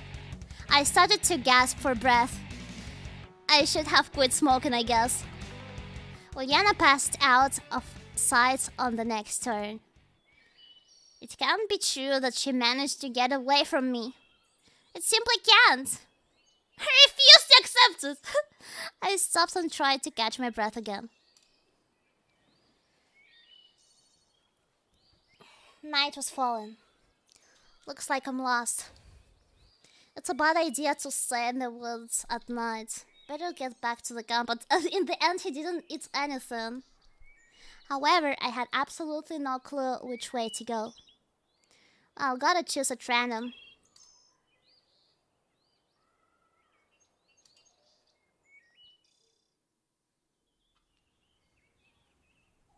The background is beautiful. I wandered for quite some time in the forest, and even thought of crying for help, but finally I saw the camp's fence beyond the trees. Everything fell back into place. The bus is gone, I mummed quietly. On the one hand, there was nothing strange about that. The bus couldn't just stay there forever. On the other hand, it meant there was someone driving, because buses do not drive themselves. Or do they? These words seemed too normal, but every event here had at least two explanations for it. An ordinary, real, everyday explanation and a surreal one. Certainly the driver could have just been off for a snack and I left too soon, and that's why. In any case, this is not the place for me. Whether the bus drives itself or not was probably an important question, but it was much more important to know how I had got here at all. And where this here was. The fields and the woods, stretching towards the horizon, had no answers. There was nothing familiar about them. A strange, odd, and alien world. However, at the same time, it was absolutely not frightening. Either my self-preservation instinct decided to resign from its job, or all this running around the camp and the local pioneers had lulled me so much with their carefree normality that I was simply forgetting what had happened to me just a couple of hours ago. Although I probably just had no strength left to worry. All I wanted was some peace, calmness. I wanted to just have a break from it all, and only after that would I continue looking for answers, ready and reloaded. However, that would be some time later. Now what about now? Can I allow myself to relax?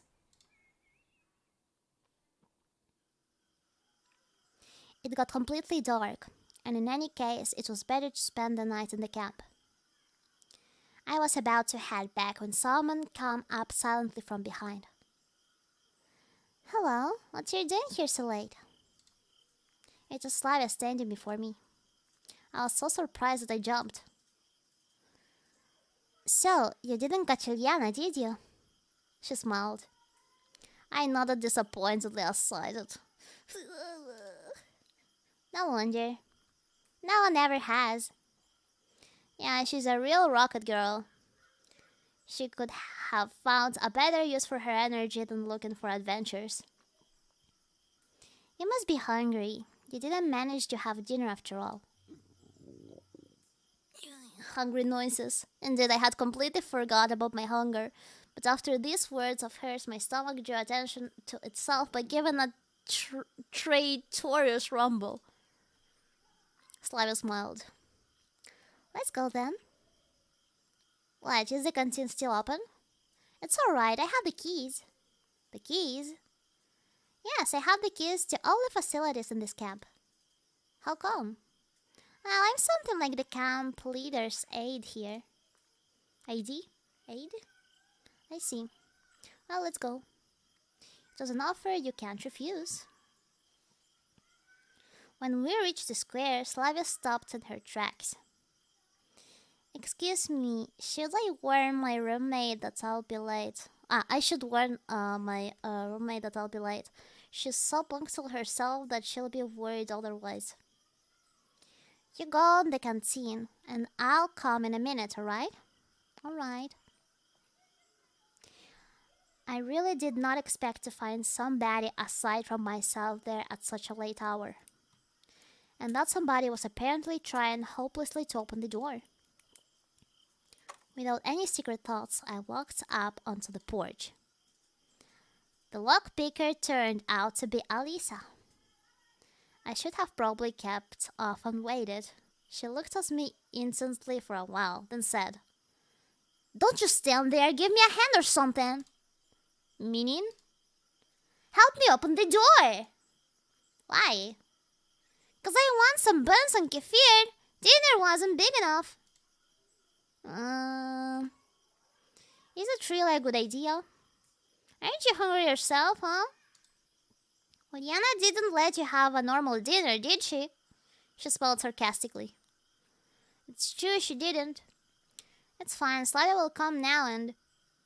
What? Guess I shouldn't have said that. I'm off then. And you'll pay for this. What? You owe me two already. What? What did I do? Having said that, Alyssa disappeared into the night. And what was the first one? Slavia didn't keep me waiting for too long. Is everything alright? Yeah, why are you asking? No reason, it's nothing. It would be better if I didn't hear about Alyssa. Everything's fine. I said that and immediately heard a note of dishonesty in my voice. Well, shall we go? As for Slavia, she seemed not to have noticed anything. Or at least she was pretending she hadn't. We entered the canteen. Wait a bit, I'll go get something. I sat down on a chair and obediently waited for my savior. My dinner was simple, a field balanced on a glass of kefir. Do you know what kefir is, by the way? It's like fermented milk, it's like yogurt. I like it way more than yogurt though. It's very common in Russia, and my grandma also usually makes it. We always have kefir. No wonder, I bet hungry pioneers finished everything off. I think it's common in stores, like, overall. Maybe, like, not as common as yogurt, but for example here, I live in Spain, and you can find kefir in stores. It's not too popular, but you can find it. However, even that was far better than most of my usual diet. Slavia sat across the table and looked at me while I was eating. Is there something on my face? No, just... She smiled. So, how did you like your first day in the camp? Well, I don't really know. It's silly to ask someone who suddenly found himself in a different reality whether he liked the food in the canteen, the camp leader, or his assigned hut. It's alright, you'll soon get used to it. Uy.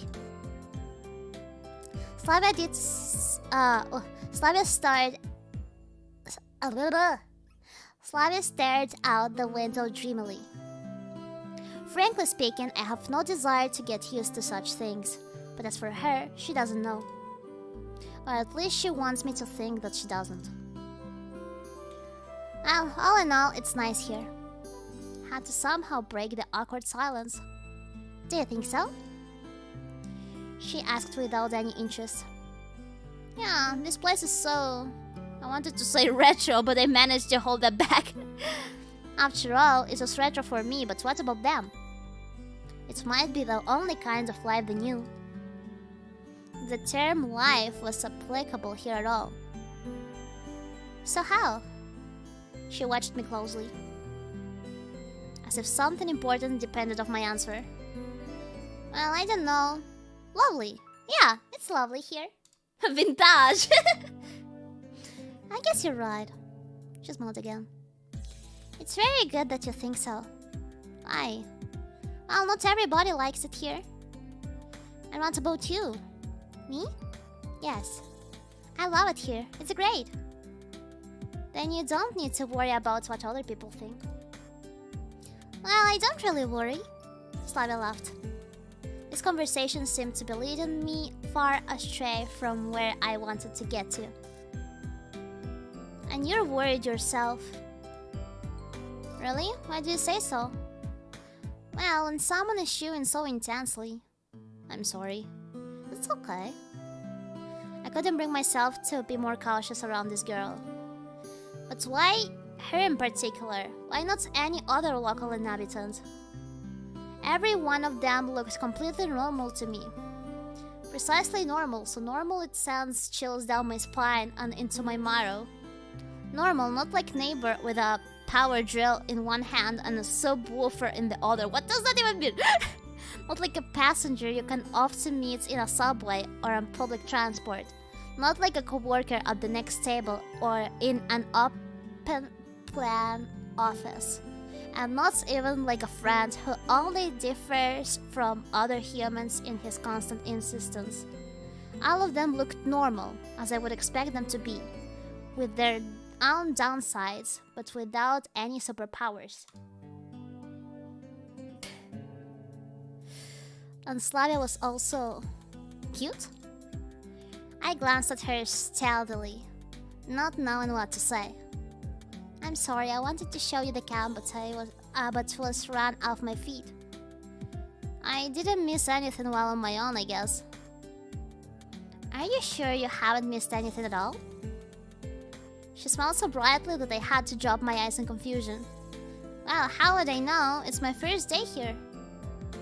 Okay, and what have you seen so far? I've seen the square, the canteen, the football field. And what about the beach? Just from afar. You really should go there. Well, let's do it together. Yeah, okay, we will. Her naturalness started to scare me, but then I thought, what if everything that happens here is how it's supposed to be, and this world looks strange only to me, while for them it is normal? Maybe I was thrown into the past? Yes, that would explain a lot. Can I ask a stupid question? No. No. Slavia smiled and stood up from the table. It's late. Can you find the way to Olga-Dmitrievna's by yourself? Of course I can, but why should I go there? She'll settle you with someone. What for? Probably this question seemed stupid because Slavia bursted into good-natured laughter. You need to sleep somewhere, right? That makes sense. Fine, I'll be off then. Good night. Night. It's strange that she left in such a hurry. A bundle of keys left in the door lock got my attention. I was going to catch up to Slavia, but where does she live? And knocking on every door during the middle of the night doesn't sound like a bright idea. What do I do? What do I do? It's your time, Stardust. Decide. A lot depends on your decision.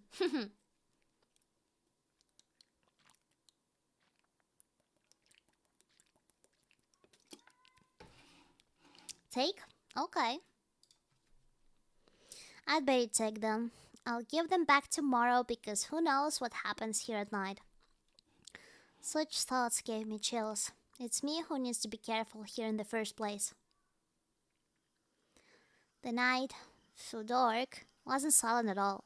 One could hear chirping crickets, the song of the night birds and rustling trees from everywhere. A sudden desire to follow Slavia's advice and go to the camp leader's cabin appeared. I don't know why, but the sight of the unknown bronze builder of communism put me in constructive mood. Constructive mood. I sat on the bench and started to recall everything that happened today.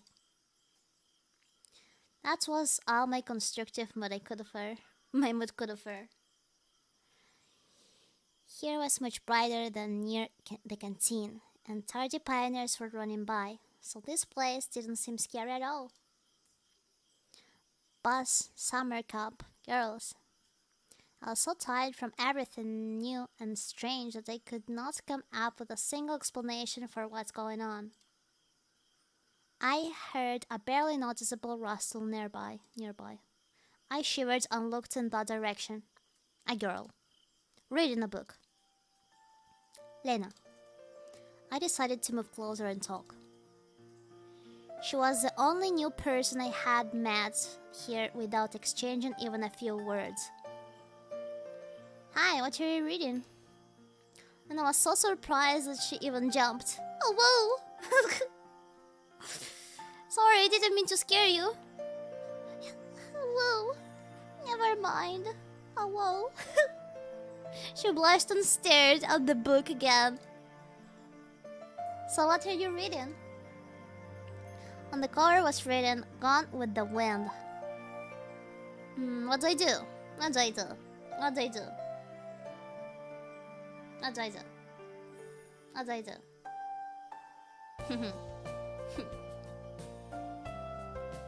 Good book? Praise? Keep silent? Praise, praise, praise? Only base Stardust will say keep silent because you don't even know what book it is. That's not being nice, that's being false. Oh yeah, such a lovely book. Let's just simping.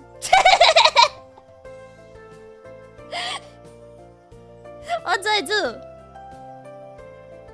Okay, I'll praise the book. Most of you are telling me to simp, so I will simp. Rolls up in Lada. Hey baby, you looking fine in that pioneer scarf.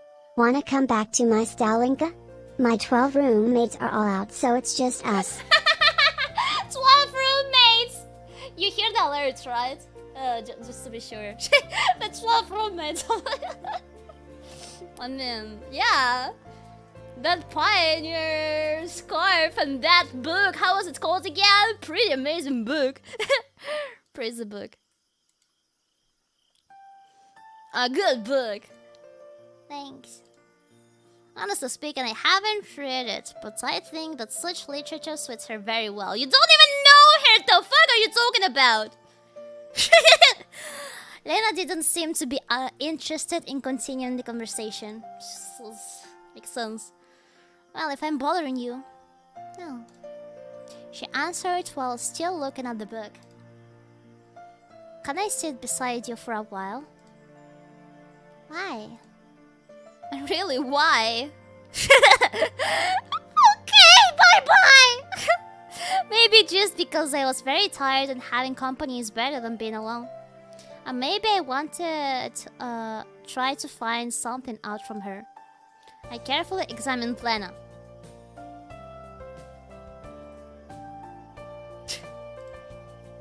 But no, I doubt that. Well, I don't know. I'm not allowed to. Feel free. But if I'm bothering you... No, you're not. I can leave, just say. Everything's alright. Okay then. I sat on the end of the bench carefully.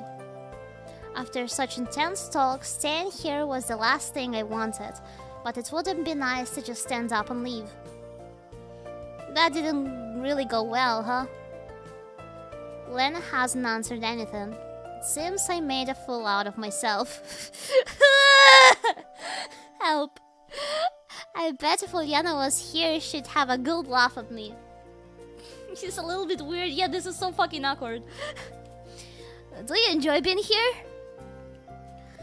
I recalled the slightest question and thought it would be a good start for a conversation. Yes. She smiled slightly. I guess I like it too. Lena definitely isn't very sociable. I probably can't carry on a meaningless conversation as easily as Slavia. But there was something about her that attracted attention. Like a momentary glimpse of a reflection in the glass of a rainy autumn evening, which makes you turn around and stare into darkness, searching for something that you saw out of the corner of your eye. Of course, you weren't able to distinguish or understand what it was, but it still felt so tempting. And I was still reading the book without paying any attention to my presence.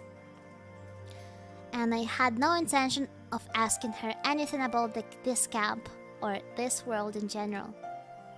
Beautiful night. Yes. How in the world would you start a conversation with her? It's late, I have to go. Yes, it's quite late. Good night. Night! I would never recover from this interaction. There is something strange about this girl. Same. At first glance, she's typically shy and modest pioneer girl, but the mystery of Lena took its own place in the massive list of mysteries about this camp, which I had started to put together in my head.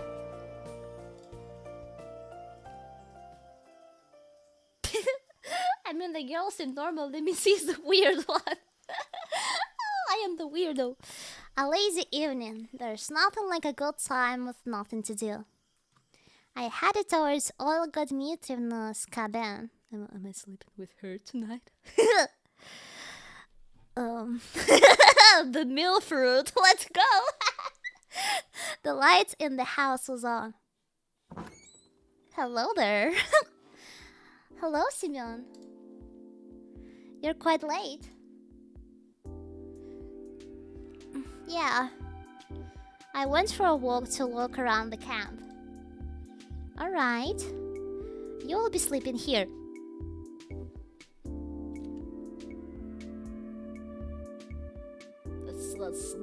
That's bold of you, Olga. She pointed her finger at one of the beds. Right here. I was a bit surprised. Yeah, is something wrong? We're out of free cabins anyway. The camp leader smiled, but I rather think it was just out of politeness. You do want to be a decent pioneer, don't you? There was a clear emphasis on the word decent. Yep, sure. I was lost in thought for a moment. Don't you mind it, mademoiselle? She looked at me oddly, with surprise and some offense in her eyes. A pioneer should respect their elders. Olga Dmitrievna said strictly. Of course he should, no one argues with that. I blabbered, not realizing what was wrong. Shouldn't you also? She stared at me. Under such a gaze, even mithril forged by the best dwarf masters from the deepest dungeons would melt. What the fuck are these comparisons? Should I what? What's up, Toots? What? Annoyance and a lack of understanding made me raise my voice. You must address adults appropriately. What did she cover? What does that even mean? What does that even mean? What does that even mean?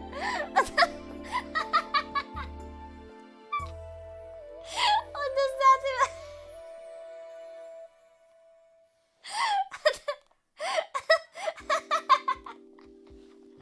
It's like really disrespectful. Yes, of course there are a lot of strange things here. Ever look this up? Please look it up. But this girl is just a couple years older than me. Or maybe even younger. But I decided not to argue. Well, just a few minutes ago I would never have called her an adult. Have to admit that she was also given a strong character. And in any case, I wasn't in a position to argue. As you say, ma'am, I mumbled. That's much better. He deserves punishment. Punish me, Olga. I deserve punishment. That is how a decent pioneer should conduct himself. And now it's time to sleep. Honestly speaking, I was going to become neither a decent nor an indecent pioneer. Just yesterday, I wasn't going to become a pioneer at all. But do I have a choice now? If you don't want to, we'll have to make you. That is the motto Olga Dmitrievna was probably going to use. I climbed onto the bed and closing my eyes only to realize how tired I was after today. Something hammered in my head awfully, as if my brains had started a night shift. And they seemed to be aimed more at trolling still than working on something more sensitive. The bus flew through my mind. On the square with the monument, the canteen full of pioneers, and the malicious face of Uliana. Slavia. Lena. And even recalling Alisa didn't give me too much of negative feeling. What if I'm here for good? Day 2.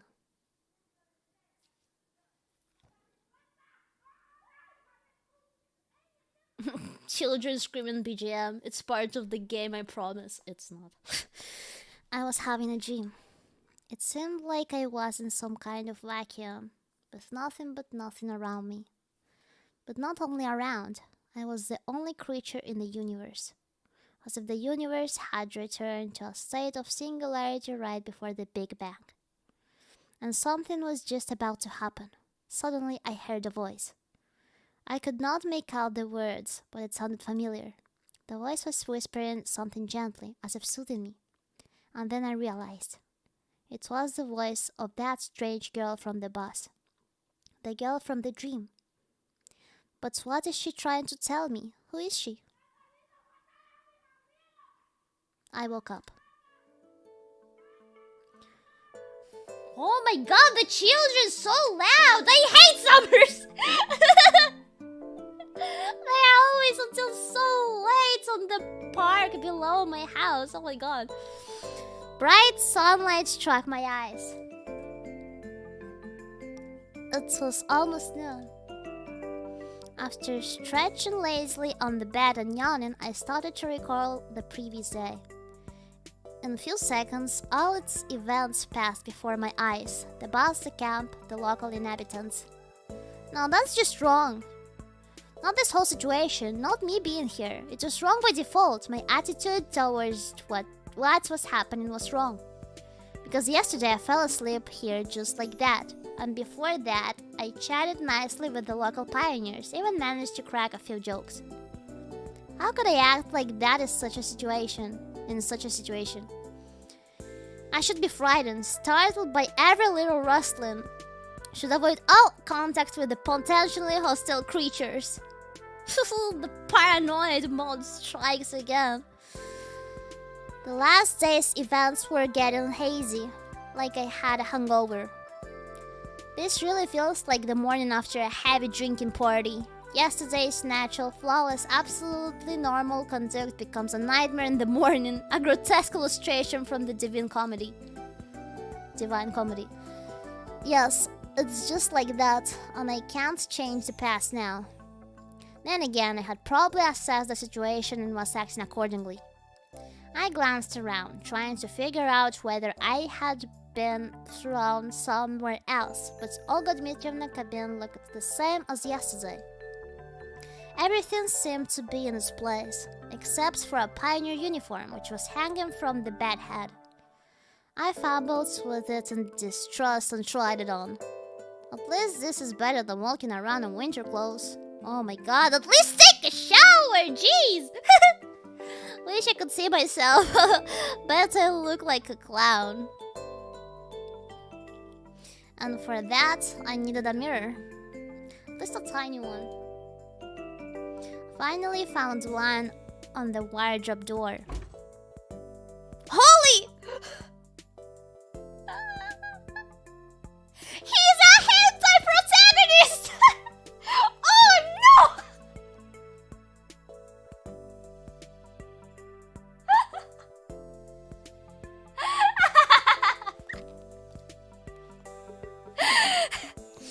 I looked at the newfound pioneer and jumped away in surprise.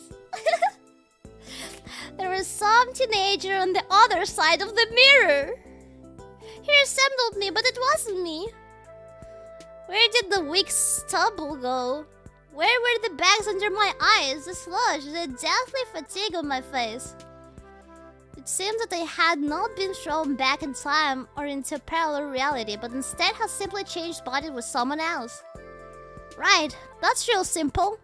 Such things happen every day. I took a closer look at this stranger, and only then I realized that it was actually me. Actually was me. It just wasn't today's me. Maybe the one from between my school and university years. Well, at least that's something. There you go. The person in an extreme situation did fail to notice the elephant in the room after all. But the camp leader noticed it, and last night she told me off for addressing her without proper respect. What the fuck does toots mean? Did you look that up? What the fuck was that interaction? Ah, screw that. I doubt my appearance affect anything else. If the clock was not lying, breakfast was long over. Pluto's like babe or doll. Oh my god. Oh well, try to find something in the canteen. Toots is a thing old man used to catcall. Oh my god. Oh my god. Oh my god. It worked out well yesterday with Slavia, didn't it? I don't want to be the MC anymore.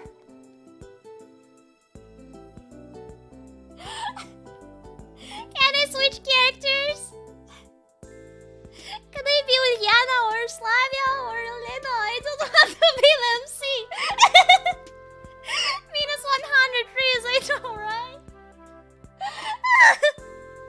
Those memories made me smile involuntarily.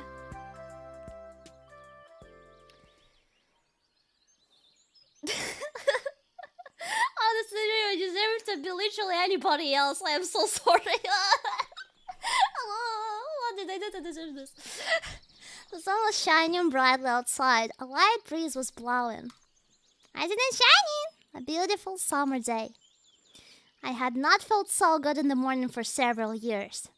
All problems were gone, vanished into clouds that were white as snow. Olga Dmitrievna came out of nowhere. Good morning, Semyon. Morning. I smiled, doing my best to show that no matter what, my morning was indeed good. You only arrived yesterday, so I decided not to wake you up, but breakfast... Never mind. Here, take this. She handed me something wrapped in paper. Judging by the oily stains, there had to be sandwiches inside. Oh, thank you. Now go wash yourself, you stink! Oh god. Yeah, she literally called. She literally called out my stench. I was about to leave. Wait a second. Take a shower. I got Nityana quickly ran into the house and came out to shove a small bag into my hands. Inside it I found a toothbrush, soap, and a small towel and something else. I did not look too closely. A pioneer should always be clean and tidy. Say it, Olga. Let me do your neckerchief properly this first time. Yours is askew. You should do it yourself once you learn how to. Do we have to? I'm going to wash myself right now. Yeah, right, it could get hooked on the tap and strangle me. Fine, later then. And don't forget about the lineup. Pencils, paper, drawing lines. You don't forget such things. What lineup? What do you mean, what's lineup? She frowned. It's Monday today. Weird, by my approximation it should have been Sunday. Then again, a shift in the day of the week is hardly the worst thing. Usually we have lineups early in the morning before breakfast, but it's Monday today, so we are having it at 12 o'clock. Don't be late. Alright, but where? At the square, where else? There was no reason to argue. I headed to the bathing place. I knew I could forget about separate showers and toilet, but the sight of this malfunctioning symptom of decaying socialism, a funny turtle with a tin shell, pale taps, and ceramic belly, I felt sick. I was not a squeamish person, but nevertheless, standing there, I realized that there was still some minimal level of habitual comfort which I found it troublesome to do without. It's often like that. When you lose things that you thought were ordinary or common, you suddenly understand just how essential they were. Stop complaining and go wash yourself! Don't you try to find justification to stay stinky. Screw this, as if I had any choice. The water was ice cold. While washing my hands was not an issue, washing my face and my mouth became a big problem. There was no toothpaste in the bag which Olga Dmitrievna gave me.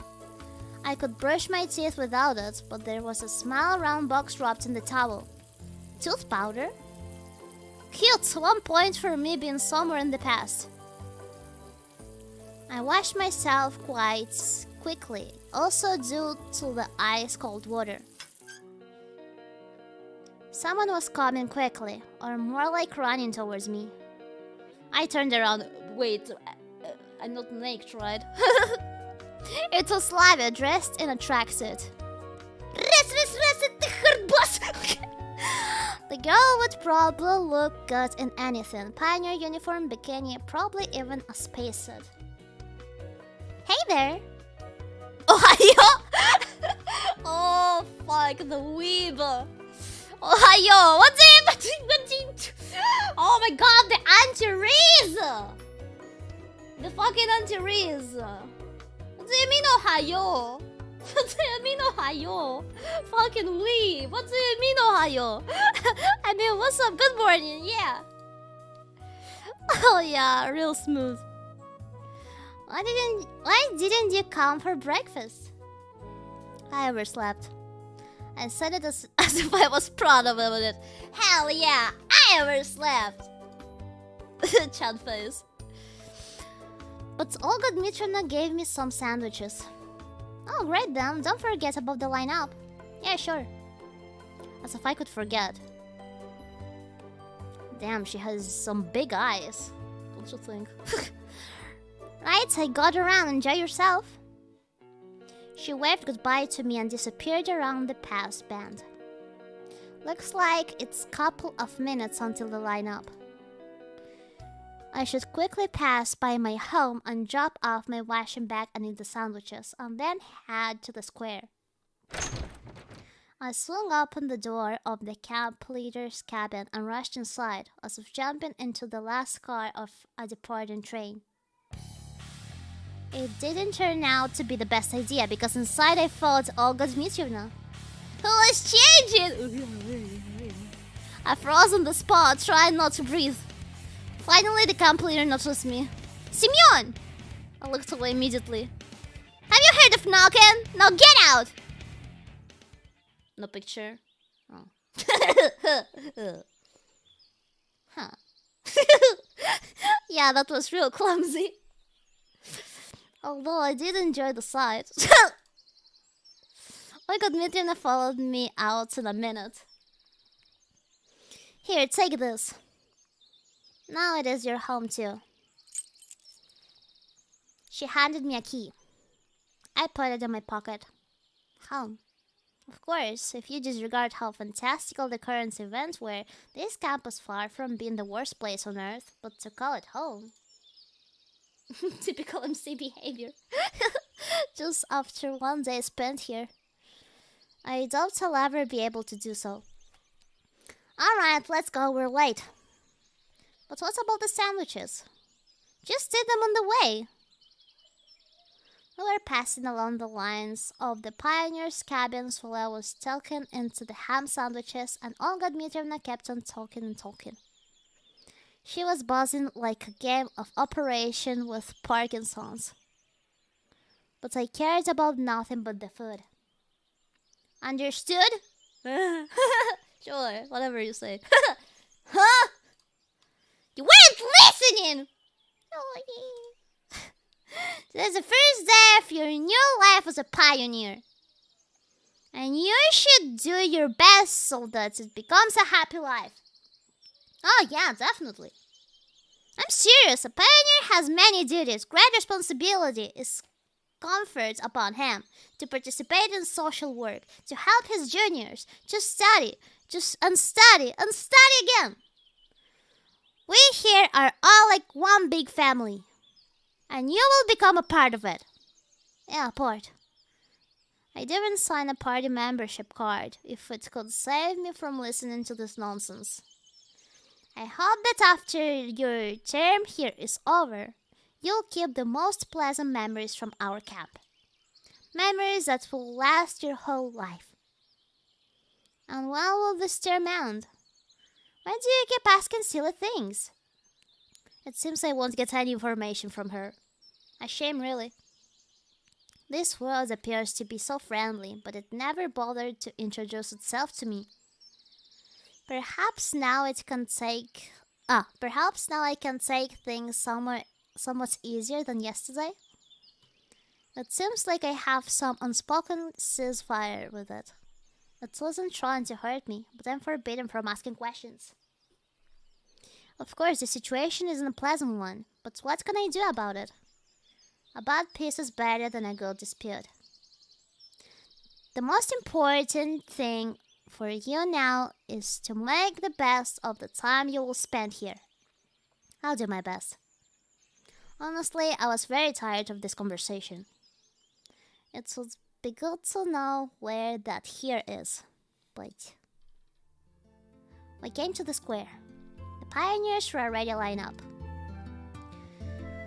Is somebody not here yet? Nope, all here. She looked around at her brave pioneer troops. Alright, go stand somewhere. Weird. Why did she tell me there are no more sleeping places? While the chief was running her mouth about our plans for the week, I stared at the people.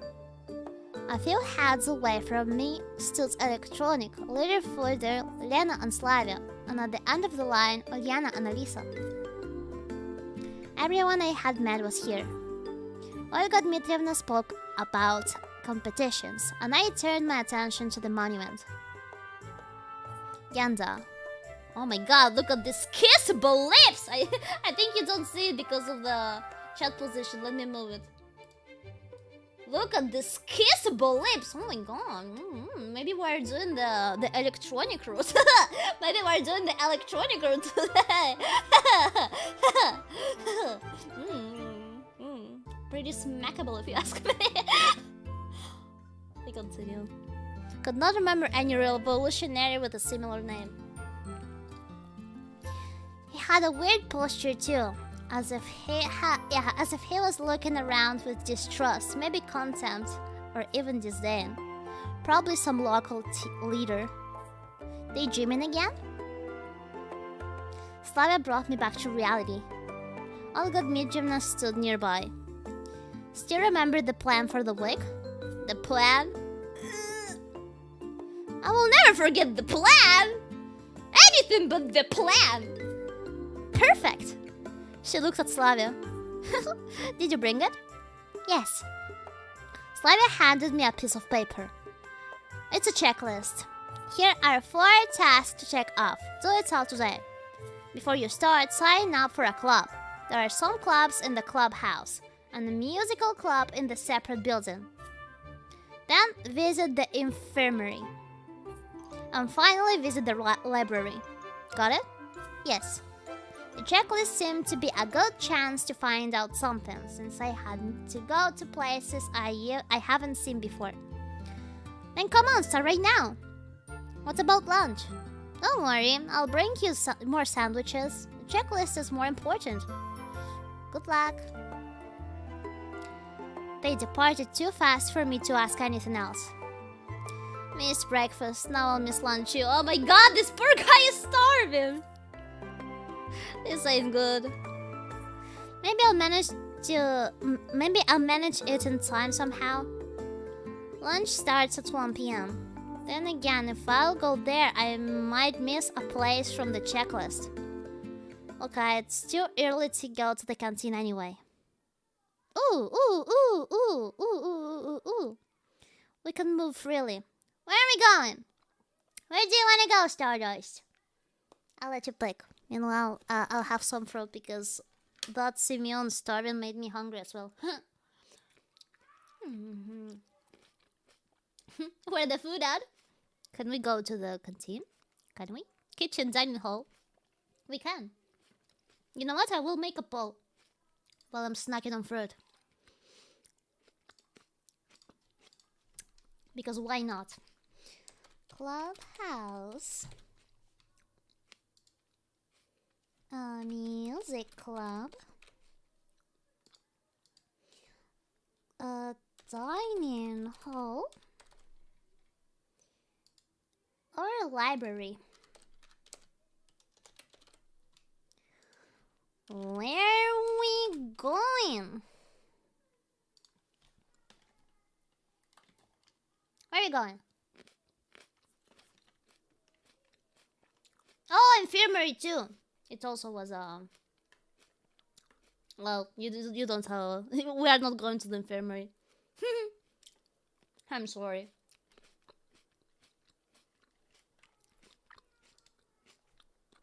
Music club? Music, trust me, guys. I remember what happens in the music club.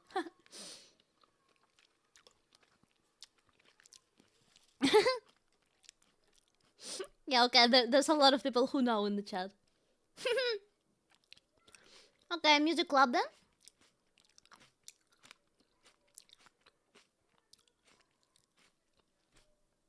Okay. 10, 9, 8, 7, 6, 5, 4, 3, 2, 1, and impulse. We are going to the music club. Let's go. The music club, a small one-level building, was located some distance from the other camp buildings. I opened the door and entered without hesitation. There were enough instruments for a whole orchestra here. Drums, guitars, even a piano.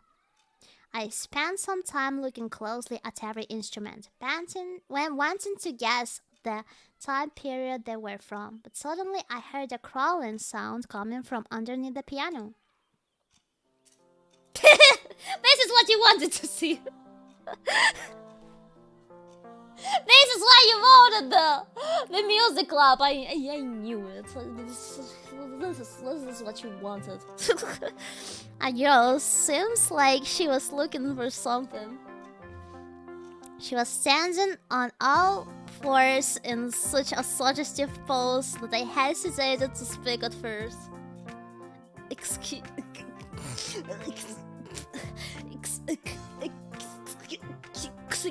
me. Ah, who's there? Oh my god, that sounded painful.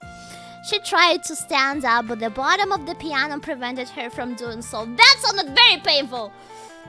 Ouchie. She struggled out. Sorry, I scared you. It's nothing. Should I voice Miku like as if it was like actual Vocaloid with the robotic voice? It's nothing. Oh, you got a checklist. You must be new here. Ah, yes. My name is Miku. No, really, I'm serious. Nobody believes me. But it's my real name. My mother is Japanese. Miku da yo. My dad met her when I was her building. When he was her building. Well, it wasn't him who was building. He was an engineer. And he was working on a nuclear power plant there. Oh, damn, a bridge, whatever.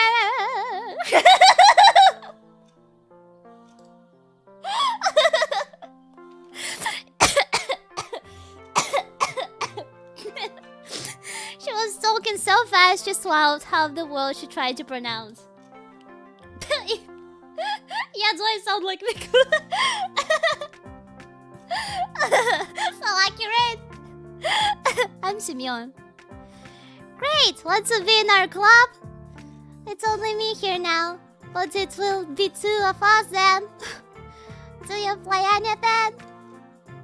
When I became antisocial, I bought a guitar and learned a few chords. But then I forgot about it, since I quit everything that required more than a couple of hours to learn. You know, I wasn't planning to do anything like that, really. Okay, reading like a Vocaloid is starting, I'm sorry. Oh, it's okay, I'll teach you. Maybe a trumpet, for example. How about a violin? I know it all, honestly. There was no point in arguing with the orchestra girl, since there was only one cascade of words waiting to blast at me. Yeah, I'll think about it. Can you just sign it for now? Yes, yeah, sure, give it to me. Be sure to come around. I sing too. I'll sing you some Japanese folk songs. Or maybe if you're not into that, something more contemporary. Sure. Thanks, gotta go now. Of course, come anytime. Come anytime. The end of her sentence stayed inside. It might be nice to hang around with a guitar in the evening, but in such company. I turned to leave and came face to face with Alisa. She eyed me suspiciously. Why did you come? Why did we come, Stardust? Yeah, sure, the checklist, but Why to the music? Why to the music club? Why did we come here? More than half the Stardust voted this. Why? Why? Tell me why. I was so thrilled too. No. I'm staring at you, Stardust, right now. I'm staring at you right now. the checklist. Got it signed? Yes. Then move it. Alyssa went inside, and I hurried to leave the place. Okay, where are we going next? I'll let you decide.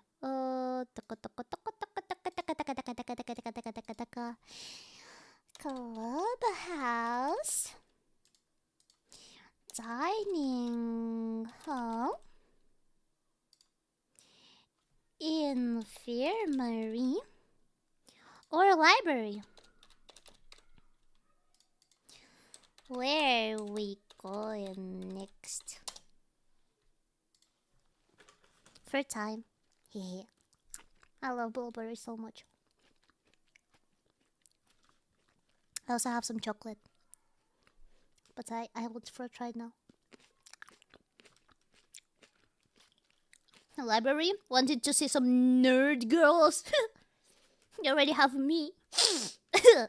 Actually, you already have me. Do I not look nerdy enough to you? Clubhouse. Infirmary. I'll give you time to decide. I'll give you time.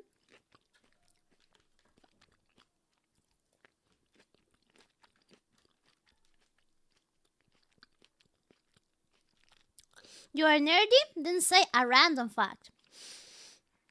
Did you know that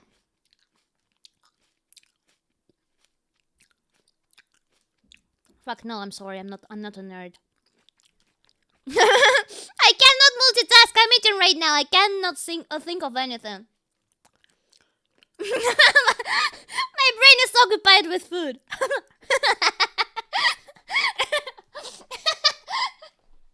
Don't me. At least I'm not a nerd. Nerd card revoked.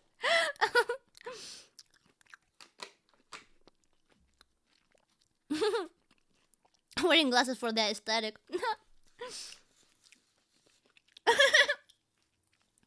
Okay, infirmary and Impal. We're going to the infirmary.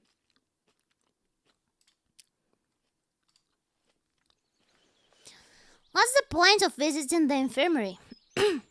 My health was fine. The fresh local air clearly did me some good. I felt fresher than usual. But I just have to visit it. I entered. A common infirmary, like my school doctor's room. Guys, what do you think will happen here? I have some memories about this. I do remember some stuff about the infirmary. What do you think will happen here?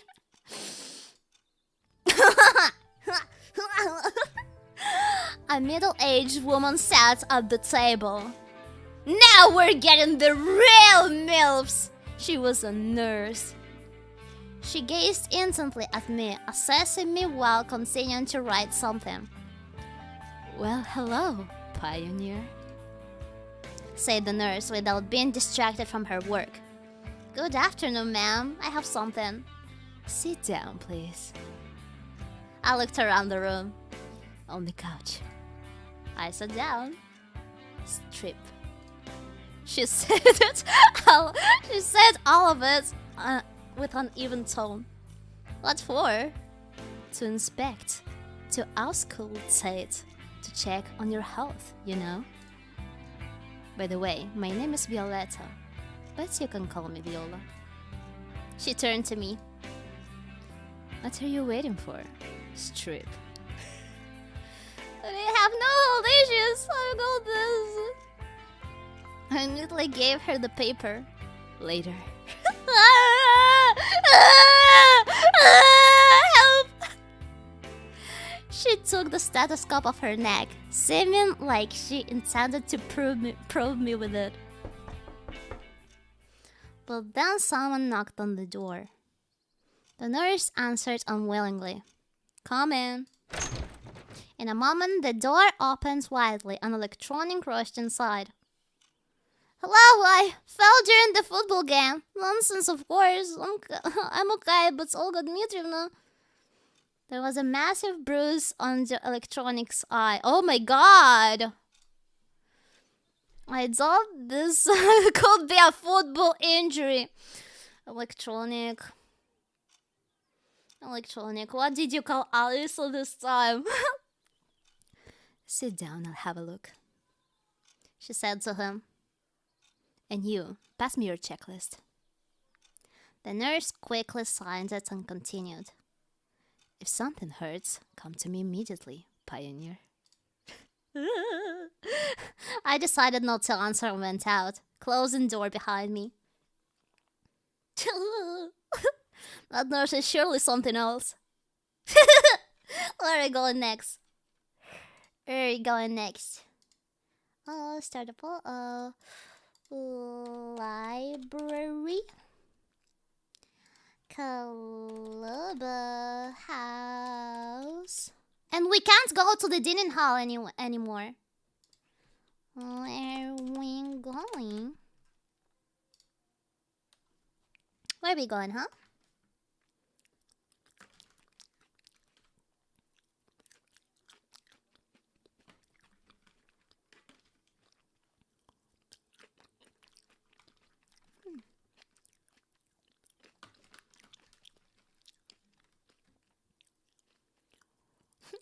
Did we skip lunch? It's over. We did indeed skip lunch.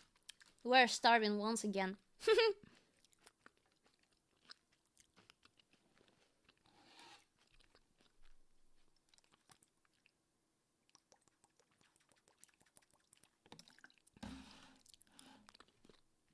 Why are there two clubhouses on the map though? I think it's the same.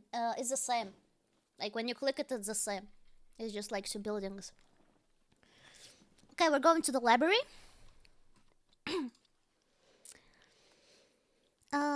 10, 9, 8, 7, 6, 3. What the fuck?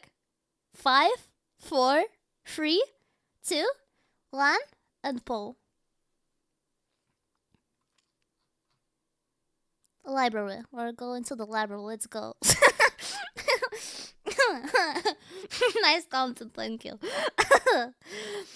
Okay, yeah, see, it's the same. Okay, I'll go into the library. Actually, I love reading, but spending my days in a library under the current circumstances was well beyond my scope. But I'd better hurry up with this checkpoint. Книга, учитель, близкий товарищ, друг. But basically says the book is your comrade, is your close friend. As I stepped inside, a memory from my childhood emerged in my head. It was very vivid. I'm 7 or 8 years old. I'm at the library with my mother. While she's looking through the books I might need for my studies, I'm sitting in the corner and looking through their collection of comic books. Back then I didn't know why they had so many, or why couldn't I take some with me. The notion of collective property was something my mind hadn't grasped yet at that age. However, back then, the whole concept of property was pretty hazy to me. This memory seemed even stranger now, while I was standing in this particular camp, where they might have managed to build communism in 3 years. Soviet symbolism was all over the place, and the shelves were full of related literature. Of course, I wasn't planning to read any of this. Getting acquainted with a full collection of books by Marx was the last thing on earth I would think of. Where's the librarian? He just wants to meet more cute girls. I didn't spend much time looking for her.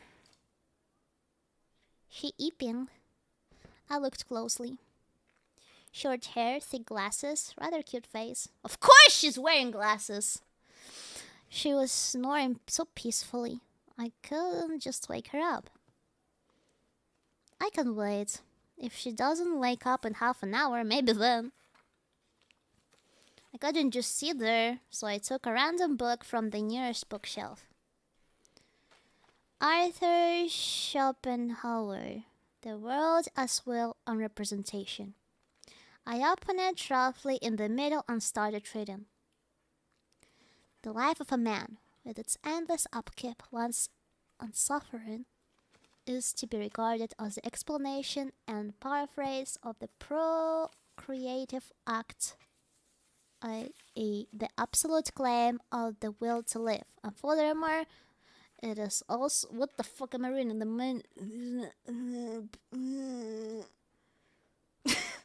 My brain is slowly dying when I'm trying to read this. This is not evidence for existence of Osgard.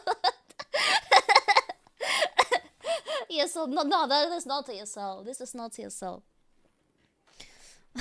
I remember the same thing happened to me while I was trying to read this part in Russian. And any rights always exist from time to time.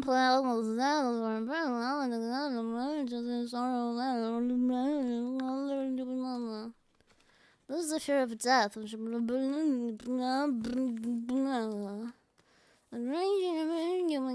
Purest expressions of affirmation, gentle tender it is. There's happiness for all.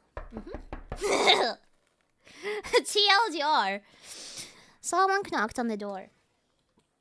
I closed the book quickly and put it back in its place. Not a nice habit, knocking on the door. I should pick it up. It was Lena. Oh. Hi. I smiled. Hi, I just wanted to return a book. She had the copy of Gone with the Wind that I saw yesterday. Oh, Zenya's sleeping. I'll come back later. I'm awake! I turned around in surprise to look at her. She's indeed awake. She eyed me closely from behind her table. What is it you wanted? I need you to check here. Give it here. She quickly signed the paper and gave it back to me. She had this look on her face that made me want to keep quiet. Lena came up to her to return her book and thanked Zhenya and went out. Okay, and now we're going to the clubhouse. I went to the clubhouse. To tell the truth, I never really liked extracurricular activities. At school, I used to find any excuse to skip extra classes. At university, I had no interest in participating in the student council. I wasn't interested in boxing, iron modeling, or sewing. So I came here just to check off the box. Nobody was there. I found myself in something like a hut of a junior robot enthusiast. There were wires and simple printed circuits scattered everywhere, chips, and on the table proudly stood an oscillograph. I heard voices from another room, and then two pioneers appeared. Ooh. Looking at the kissable lips again. Did they make the lips like that on purpose? Just look at them. They look so juicy. They look so juicy, so plumpy. One was electronic, and the other one I didn't know. Hi, Simeon. We've been expecting you. Now it's boys' time. It seems he knows everything about everyone. Why were you expecting me? Why you didn't me? Well, of course, because you came to sign up to our cybernetics club, didn't you? He didn't let me answer. And this is Shurik. He's in charge here. I assume there's only two of you in the club? Well, you can say that it's 3 now. Shurik came up to me and assertively offered his hand. His face was somewhat familiar. Welcome to the club. Yup. Now, I'll show you around. Make yourself at home. Guys, I just wanted to. We're always welcoming new members. But the new members never wants to be welcomed here. He said it in such a way that the anthem of the Soviet Union suddenly started playing in my head. Союз неразделенных республик свободных. It's amazing. I even remembered the words. In the first grade, I had a textbook with the lyrics in the back.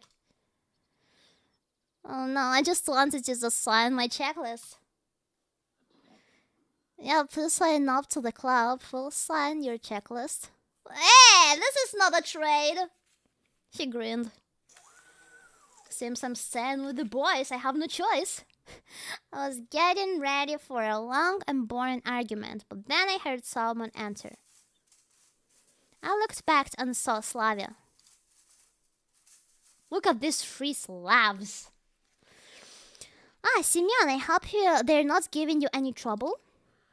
She nodded her eyes, looking at the future of the motherland's robotics industry. I know this too. They can. Actually, I just need to get my checklist signed. I decided to take advantage of the situation. No problem, give it to me. Slavia took the paper and marched up to Shurik. Sign it. Hold on, we're not done yet. I'm sorry that he has such a stupid voice. You're done. Sign it now. She gave Shurik such a threatening look that it made him lose every possible objection.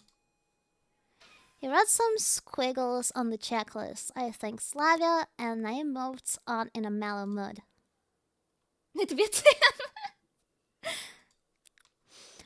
Finally, I got all the signatures. Now I had to go back to Olga Dmitrievna and give it to her. She was sitting in front of her cabin, reading a book. Doesn't look like a good role model for the perfect pioneer that she was planning to turn me into. I wonder if her responsibilities extended beyond giving furious speeches at the line-up, scolding Uliana and getting involved into my moral, physical, and ideological growth. Here, I offered her my checklist. She placed it in her pocket without even looking at the signatures. Great, I could have signed it myself without going anywhere. Perfect, so did you meet our nurse?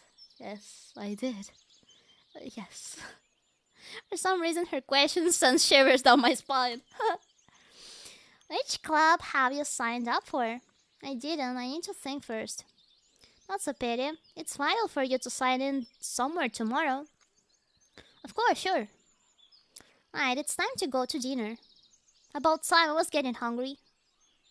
Dinner. I headed to the canteen together with Olga Dmitrievna. I looked at the sky and noticed that sun was already setting. On the porch stood Alisa, Electronic, Uliana, and Slavia. As we came up, I heard what they were talking about. And never call me Dvachi again, or you'll get another one. I didn't call you that, you're hearing things. He did, I heard it all.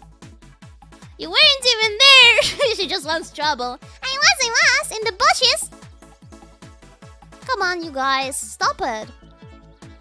So it wasn't a football injury Electronic suffered earlier today. The nurse did a good job. I couldn't even see his black eye. Olga Dmitrievna came up to them and asked about the ruckus. What happened? Alisa and Chizikov. I didn't do anything. She shrugged with antipathy and went inside.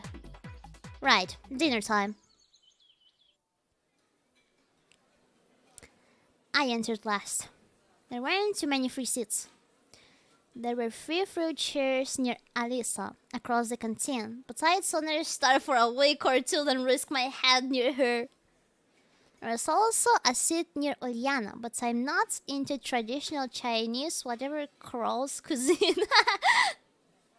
Finally, a free chair near Miku. Looks like I'll have to pick my poison. You mind if I sit here? Oh yeah, sure. No, I don't mind. Yeah, you can sit here. I sat down.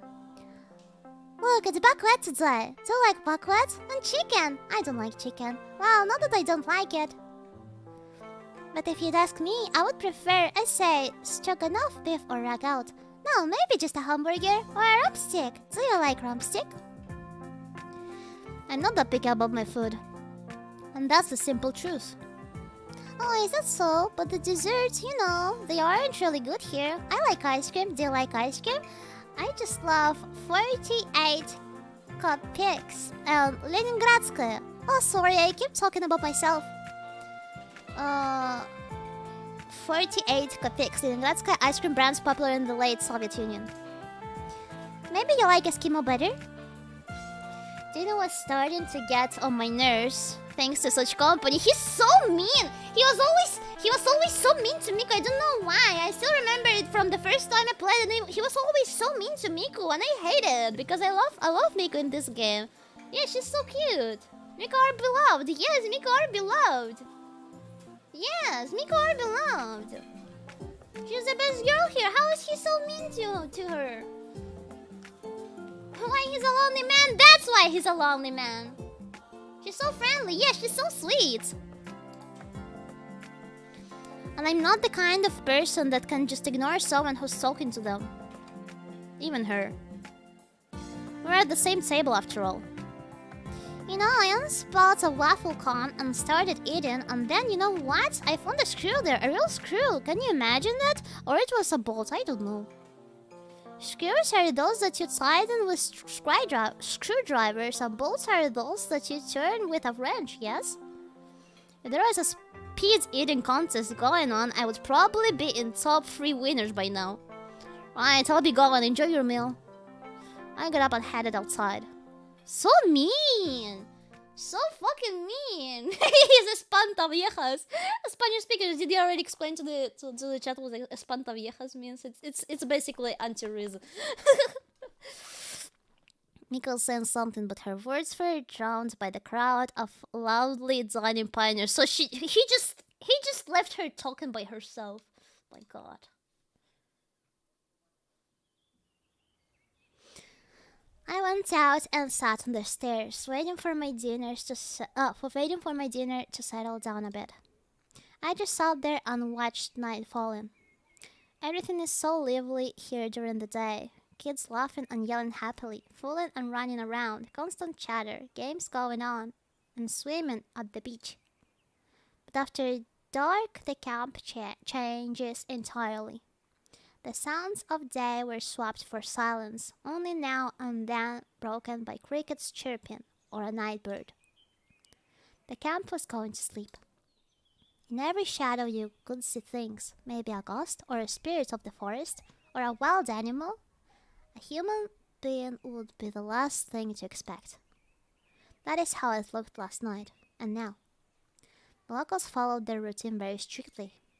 In the day, the camp was theirs. In the night, it belonged more to the forces of nature than to humans. Someone touched my shoulder. I looked back.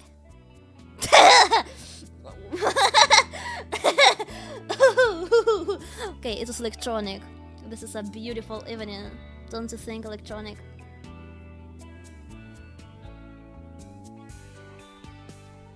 That looks just as beautiful as the evening. What do you think about me, electronic? You can be honest. A good evening with the homies. Kiss you know what they say. Kiss your homies before going to sleep. Let's go play cards. Cards? Yeah, Pavement is a new game. A good one. Good? Like how? Well, first we got to find the cards, then I'll tell you.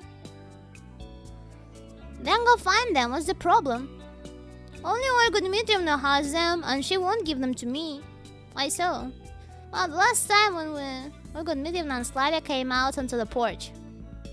Olga Dmitrievna, Semyon just wanted to ask you about the possibility of getting playing cards. Actually, for what purpose? For playing, duh! We went to the new game. Wait, what purpose did electronic like? What did he use the cards for? We went to the new game. Not we, you did. What game? I need the cards to show you. I don't like this.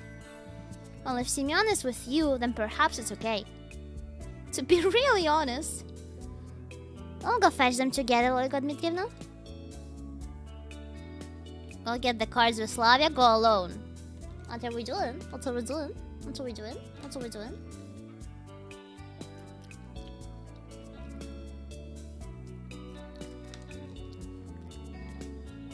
What are we doing? With? Of course we're going with Slavia. Of course. If you don't mind. Sure, let's go. We headed towards my cabin. Roughly halfway there, Slavia stopped. Hey, I just remembered, the cards are in my cabin. Good timing. And where's that? It's just down this road, let's go. We reached a cabin that in fact looked more like a trailer. Just wait here a minute, I'll be back. It took her just a few seconds to come back. There. She showed me a deck of pretty worn out cards. This must be marked in and out. That's unsportsmanlike. What happened to fair play? Tell me about it. It's hard to cheat when you don't know the rules. Shall we go? Let's go.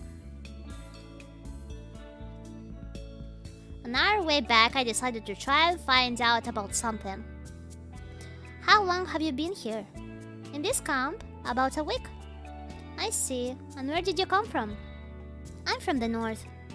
That is, the cold north. She looked at me and smiled. Looks like nobody in this camp is inclined to answer even the most innocent of questions. I tried to approach from another angle. And what do you like? What do you mean? Oh, your hobbies? Oh, I like nature. Strange, she's not very talkative today for some reason. Nature? I see. Want to become a natural historian? More like a normal historian. I was always interested in our nation's history. That would suit her well indeed. It appeared that among all the locals, she was the only one who had nothing to hide. What if she came here just like me and simply could not trust anyone enough to tell? I tried testing the waters. The waters. And why did you choose this camp? I didn't. My parents got a voucher for me from their work. Another filler. Well, if you could choose, it's nice here. I don't think I would choose some other place if I could. Here it's like you are becoming another person. This wasn't how I saw it. What do you mean another person? It's just that there's so many possibilities. You can learn so much, meet so many new interesting people here. Now she started to sound like our chief, which raised a red flag for me. How do you mean? I decided to stop with the questions for now. What do you mean, red flag? When we came back, Olga Dmitrievna told Slavia. I just remembered that the cards were at your place. It's okay, we got it. Good, good. Slavia and Olga Dmitrievna went inside. I was going to follow, but someone grabbed my hand. Alisa. Her gaze sent a shiver down my spine. Not a nice one. You want something? I asked carefully. You're going to play this stupid game? Yes, something wrong with that? Nothing. She was starting to leave, but then slowly looked back and smiled. So you play cards? A little. I couldn't figure out what she wanted. So only Durak, and that's it. Durak, card game popular in USSR, similar to Presidents. Actually, Durak in Russian means stupid. It means silly. It means Dumbo. As if you're a poker star. Well, yes, technically. Then you didn't have a chance. Why? Because. So you know the rules? Of course. Well, then you'll have the upper hand. I couldn't see why would we go on talking and motion towards the door. Why do you keep trying to leave? Is there anything else you'd like to talk about? Let's make a bet. What do you mean? You're such a slowpoke. The cards, what else? And what do you want to bet on? That's how, Len. That's quite a possible outcome. I agreed calmly. So, are you afraid? No, I'm not. I'm not big on bets when I don't like my chances. And you're not big on taking risks too. Such an astute observation. I'm impressed. Right, then I... No, you're not. Now what? A sigh in exhaustion. She was starting to annoy me with her rubbish talk about some pointless bet. If you want bets with me, I'll tell everyone that you tried to seduce me. What? You heard me. I could imagine her doing this. Don't be stupid. Who's gonna believe you? I've been here less than 2 days besides. Want to try your luck? Right. And what will happen if I win? I won't tell anyone anything. That's a fair trade. And if I lose? Slowpoke mode again? I'll tell everyone you tried to seduce me. I told you already. So you're telling me now that I have to work to prove that I didn't do something when I didn't actually do it? If that's how you want to look at it. Not a simple decision. On one hand, it's so stupid to agree. I didn't know the rules and gambling wasn't my thing. On the other hand, she could really make my life hell. Then again, can I even trust her? She can't do it even if I win. So, have you made a decision? I was going to answer, but suddenly Lena came around me from behind. What? Nothing. Oh. Lena heard inside. So? What are we doing? What are we doing? Are we betting? Or are we staying safe? What are we doing? Bet? Are we betting? Yeah? Safe? Bet? Okay, we're betting. I might regret it 100 times. Fine, I'll do it. She smiled. But if I win... Yeah, all fair, no cheating. Alyssa turned, went up the stairs and inside the canteen. Why am I doing this? Because she can set me up regardless if she wants to. Since she decided to anyway. I let out a heavy sigh and followed her through the door. Inside, everything was ready. A few pioneers stood here and there, chatting. The tables were moved out of the way to make room for players and spectators. I looked around. Something was going on in the far corner. When I came closer, I saw a large piece of paper with a diagram drawn on it. My name was among the players. And who came up with all this? I patted Electronic, who was standing near. Well, of course it was your most humble servant. He bowed to me jokingly. This made me uncomfortable to the point of squirming. Oh my god, looking so ominous here. And why in the world am I among the players then? I was disappointed. A few seconds ago, I thought I still had a slim chance to evade this tournament. Then I wouldn't have to fear Alice's revenge for losing the bet with her. But now that hope was gone. It was pure coincidence. Yeah, right, coincidence, except that I was already acquainted with everyone of the contestants. Well, there were a few dozen other pioneers standing in the room. I was seized by anxiety. It's the feeling of being watched while standing in an empty room with no windows and doors. Will there be a prize? I asked him lazily. I wanted to distract myself with a pointless conversation. Electronic was just about to answer when Oliana came out of nowhere and started jumping around him. Prizes! I heard something about prizes! Do you know what is the main ethos of the Olympic Games? It's not the winning but the taking part that counts. And what? No. You'll understand when you grow up. She made a wry face and jabbed Electronic in the ribs. So what about the price? Well, I don't know. It's not up to me. He made a helpless gesture. Really, if they come up with this stupid game, at least they could give the winner a chocolate medal or something. Uliana suddenly jumped and raced off to somewhere. I wish I was that optimistic. So what about the rules? Wait a bit. Not everyone is here yet. I looked around canteen. Alisa, Slavia, Lena, Miku, and Surik were here. Seems like everyone is here. Not everyone, Jenny isn't here. Does he feel uneasy, or is it just me? She's not here, so what?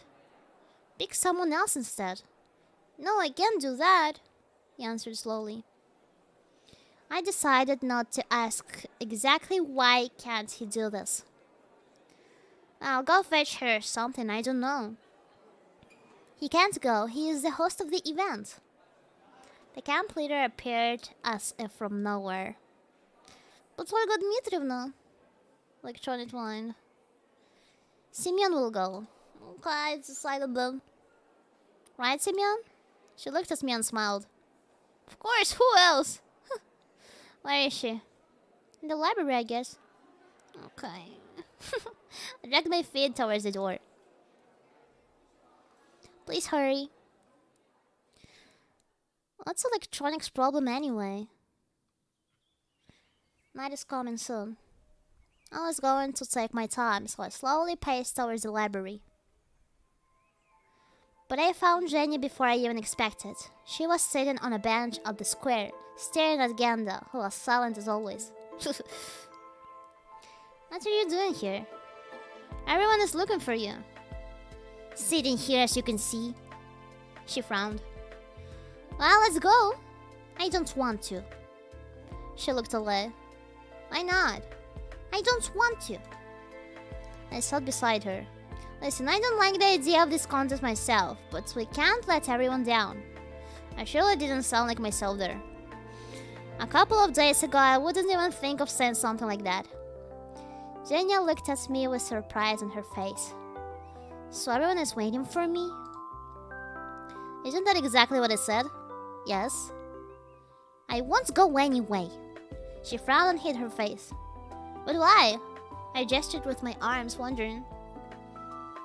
I don't know how to play cards. So what? Same problem here? Then how can you play? What, you can only do things that you read about in books or something? Of course. An actual nerd. She was surprised. And what if you end up in Antarctica and have to rely on hunting polar bears to survive? Polar bears don't live in Antarctica. Actually, to your information. Jenny smiled with her front teeth. Doesn't matter, it's just an example. Come on, it's not like someone's life depends on the result. She took her time to think. I just don't want to let anyone down. Right, I agreed sarcastically. And don't you think anything funny about that? I didn't get what she meant, but anyway. Obviously, everyone has their weak spots. In a minute, we both were back at the canteen. Everyone looked at Electronic. So, he cleared his throat. Each round consists of one game. In case of a draw, you replay the game. After this, the loser drops out and the next round begins. Since the number of volunteers, he looked at me. Since the number of players is just 8 volunteers, we'll have only 3 rounds. Is everything clear? The crowd cheered. And what are the prizes? The prizes, what are they? Liana cut it out. Slider stepped forward and tried to catch Liana. I won't rest until the prize is mine. Seems like this girl alone had enough energy for a warp jump to Alpha Centauri. Prizes! Prizes! She repeated it over and over. Stop it. Slavy tried to reason with her. Electronics seemed to be getting dizzy from all this running around. Let's start already. Said calmly and added to Uliana. Or you won't get any prizes. Looks like my argument got through her, so she took her place. Slavia followed her, giving me a grateful smile as she passed. The pioneers finally settled down. I approached the table that Lena sat behind. You don't mind? She looked up and blushed. Oh, whoa! Don't worry. I don't know the rules myself. And how can I be sure that it's not only myself? I sat down. Turns out we'll have to play the first round together. Yes. Finally, Electronic started to explain the rules. Look at the cards carefully. Is this? What anime is this? Is this Lucky Star?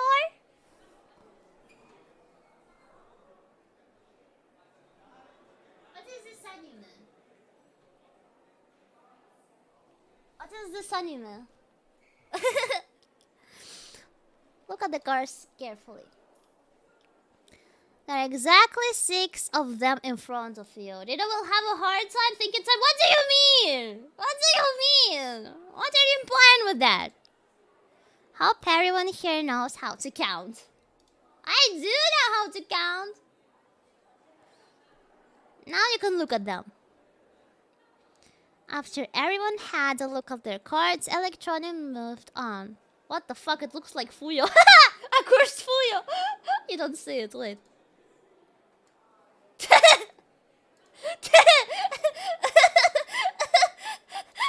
It's Fuyo eating her lucky charms. Biblical accurate Fuyo. It's Fuyo eating her lucky charms. The rules here are similar to poker. I hope everyone knows how to play. I knew the rules but wasn't so sure about the others. First of all, it's a top card. Then 1 pair, then 2 pairs, then 3 of a kind. And so on. No flushes or strays though. In the first round, you choose a card which you would like to take from your opponent. In turn, your opponent can choose to swap 2 of his cards around twice. Or he can choose not to do so if he doesn't need the card which you are taking. Take a note here that your opponent can see which cards are trading places. In the next step, your opponent takes a card he chooses. And so on. I think it's pretty clear. It wasn't too clear to me. Hey you, Einstein! Juliana yelled at him from her table. I didn't get a thing! Thank you, Juliana. It's not just me. You'll figure it out as we go. Electronic went to the table with the diagram, leaving Juliana to smolder in solitude. You go first. I hoped I could get my mind around the game fast enough. Lena, more perplexed than usual, reached out for my cards. In the middle of the table, her hand stopped. Well, you... Oh yeah, I should be protecting my card.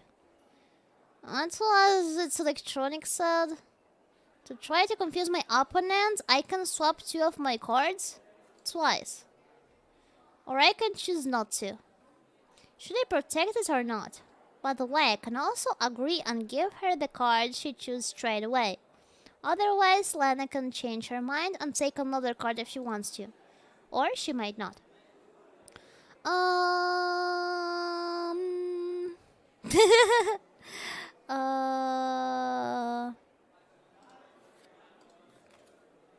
What if I... What should I do? These are the same type. Maybe I should protect her. I will swap it with this. And then... So thinking.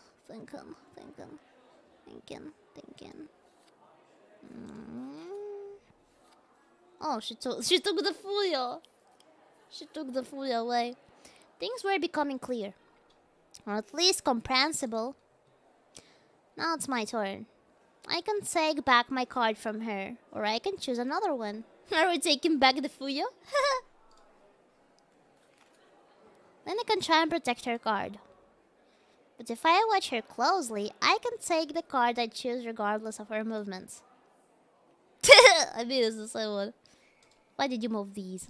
Why did you move these? I want this one. Cute card. I made it! Electronic, who was silently watching our game, nodded in approval. Looks like now we're getting somewhere. Now, during the round, opponents trade cards 3 times. Keep an eye on each other. Penetrate your opponents with your eyes. Do what? I chuckled, penetrate. That's so funny. Oh, never mind. I tried to keep a straight face. He stared at me for a moment, then moved on. Most immature MC, I know, right? Imagine. Who would laugh on that? And then we turn the cards up to see whose hand is better. Electronic went back to his diagram. Это победа! This means this is a win. What card do I not want? Let me see.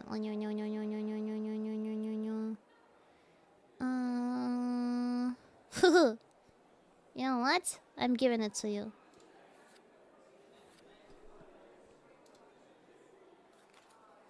Are you protecting it? Are you protecting it? I want this card. No, I don't want to give you this one. I'll switch it for this one. I'll switch it for this. Nine.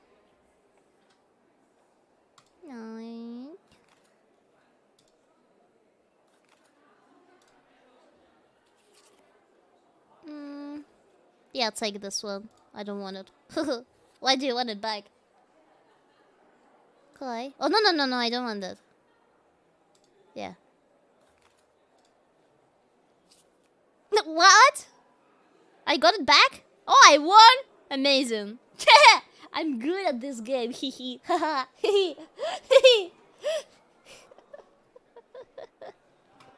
I won! Look! Not rigged at all. Not rigged. It was all my brain. And now I'd win. Yes. I won.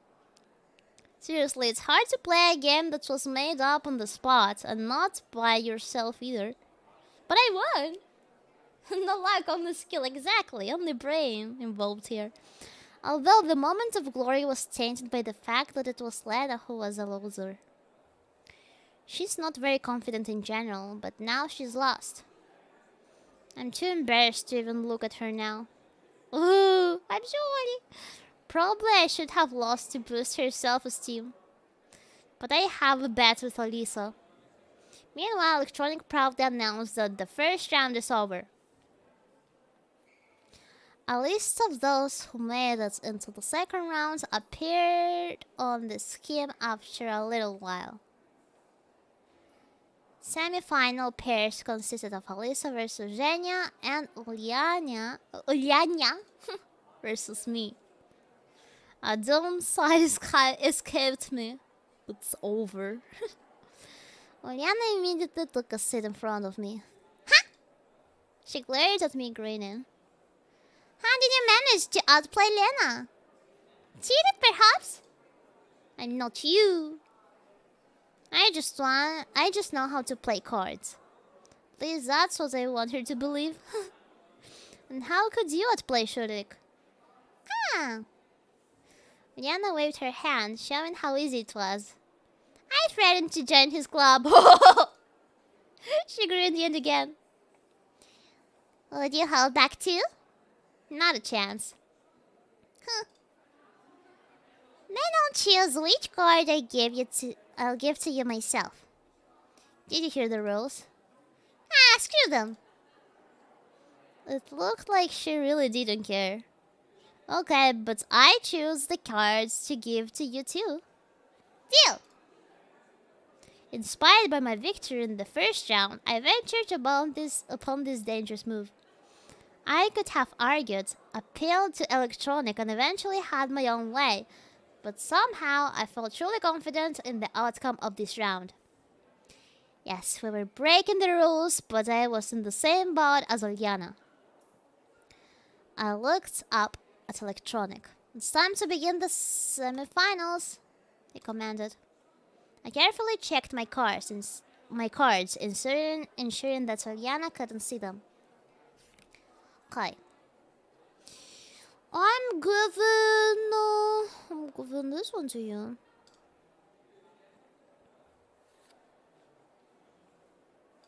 Okay. I'm giving this one to you. Don't want this stinky card. I don't want this one either. Take it back.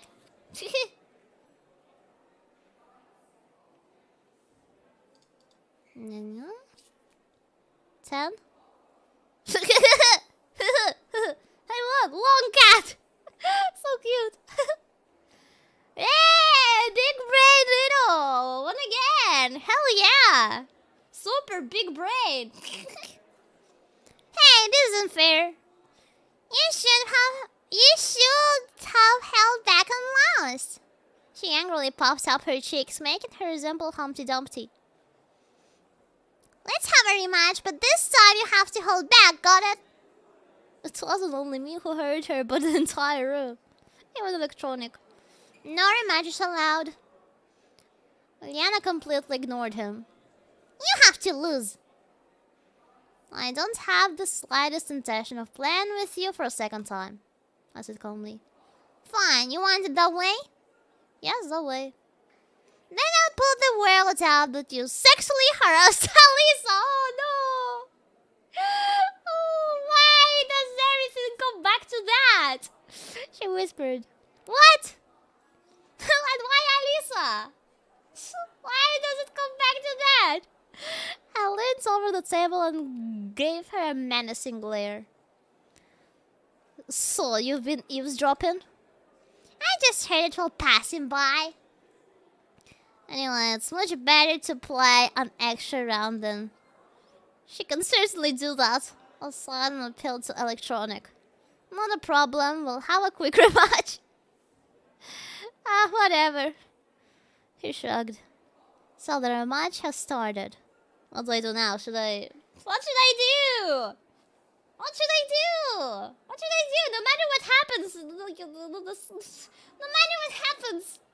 that outcome is the same.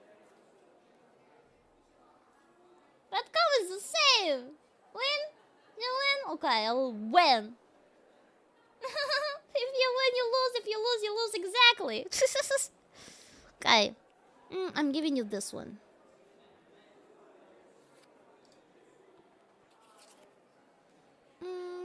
Got the Fuyo. Taka. I'm giving it back to you. I'm giving this one back to you.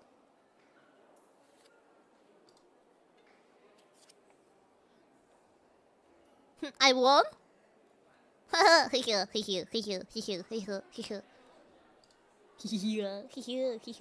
Easy peasy.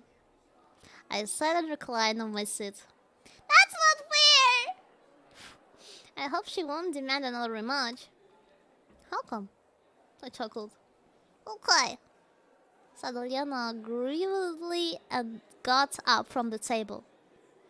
I studied the tournament scheme closely, trying to understand who's going to be my final rival. At the same moment, Alyssa took place at my table. It's over. I pulled a dumb, free smile. Like I'm afraid of her. Congratulations. Expecting to win? I'm expecting that you'll keep your promise. Okay, let's roll. Okay. Giving you this one. No. Giving you this one. Yeah.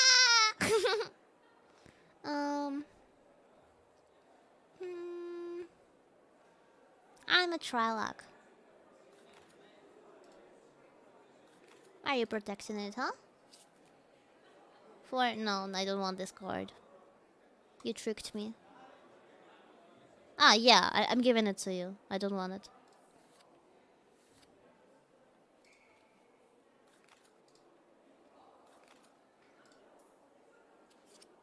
Which one is this one? What? I don't have doubles. Oh, I have 9 and 9. That's nice. Yeah. Take the 8.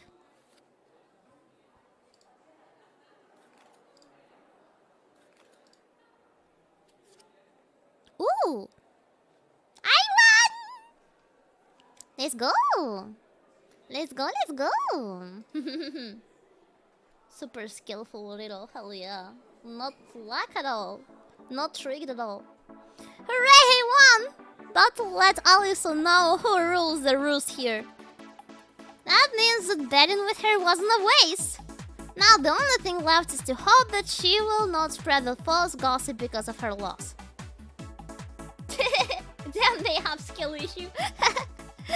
Suddenly I got the desire to celebrate my own victory and have a dip at the beach. To tell the truth, I do not really know how to swim, but the possibility of diving into the cool water under the moonlight seems attractive. He's so fucking happy. GG. After all, I spent the whole of yesterday in my winter clothes, and surely you could nicely wring the sweat out of me. Yes, please take a bath. In the evening, no one should be here, so I took off all my clothes except my underpants and entered the water. If I only knew, I would have taken my swimming trunks along. Usually it was enough for me to swim for 15-20 meters, but this time the euphoria of my victory spurs me on to break this record. I swam slowly and tactfully, watching every movement of my arms and legs and keeping my breath steady. All of a sudden, wham! A strike on my back sent me underwater. Oh my god.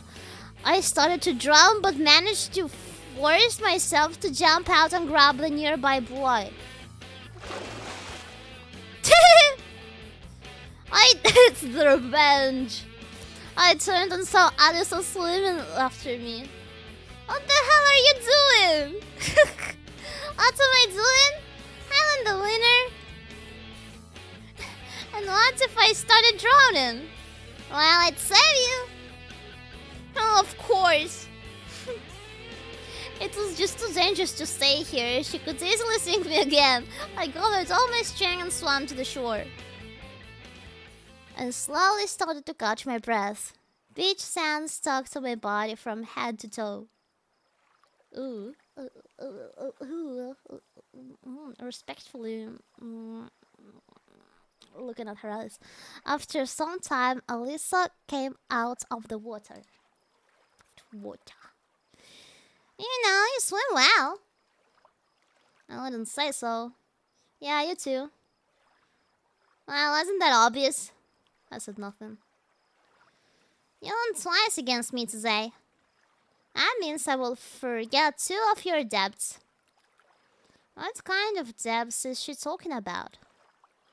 It looks like Alyssa has a problem with evaluating reality. Thanks a lot, I said sarcastically. You know, you're not as much of a loser as I thought. Alyssa was wearing a swimsuit that perfectly emphasized the beauty of her figure. Well, taking into account all the flaws in her personality, at least this advantage of hers couldn't be taken away. No. Missy, you're 30. Ah, no, Missy, go to second. It's fine. Missy, go to second. It's not 30 anymore. Since when did I become a loser? She smiled cunningly. What's wrong? Aren't you one? Of course not. How will you prove it? I don't have to prove anything. Oh, so is that it? She said without any anger. Yes, that's it. Silence was expected. The lights wind gently played with the waves, sending them to the shore and taking them back after. Alisa was still looking through me as if it seemed she completely forgot about my presence. Hey, it's to Alisa. Her lost look immediately switched back to her normal one. Anyway, bye-bye. She picked up her clothes lying nearby and left. It was late, but I decided to spend a little bit more time lying on my back and stargazing. After all, I didn't have that many opportunities for that before. Or I simply tried to avoid every opportunity. That's a lot of stars. I've never seen a sky like that. If I saw if the night was looking like that, I would stare at the stars as well. Well, if we think about it, the light from faraway stars reaches us only after millions of years. Right now I can see the star because it was shining back then, long in the past. And now this star is gone, already exploded. Wait a minute! She took my clothes too! Oh no! I got up and looked around the beach. No doubt about it, Alisa took my pioneer uniform. Damn it! And I was just starting to think that maybe she's not so spoiled. I need to come up with an idea quickly. Certainly I could go and complain to Olga Dmitrievna, but not to my wet underpants. I didn't know which cabin Alisa lives in either. And knocking on every door is certainly not a good idea. Maybe I should go to Slavia? Yes, of course, at night wearing my underpants. The only thing missing is a rose in my teeth. Overall, it looks like I'm screwed.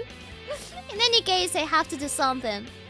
I was lucky not so much time had passed since she left, so I could still catch up with Alisa. Hurry up! The fucking rose. In the blink of an eye, I found myself at the square. To my great surprise, Alisa was sitting on the beach, apparently bored. She had already changed. Give them back! Yeah, sure, take them. She muttered with a guilty tone and handed back my uniform. Don't think I was waiting for you on purpose or anything like that. Oh, that's actually cute. That's actually cute. Alisa turned her back and set off towards the cabins at easy pace. I was left standing riveted to the spot. I didn't expect such a twist. The guild did its job, perhaps. Thought chance. Anyways, better to keep away from here. And recent events do not change a thing. I headed to Olga Dmitrievna's cabin. Tsun, yes, actual tsundere. For the first time today, I finally felt how tired I was. There was no light in the window, so Olga Dmitrievna must have been sleeping already.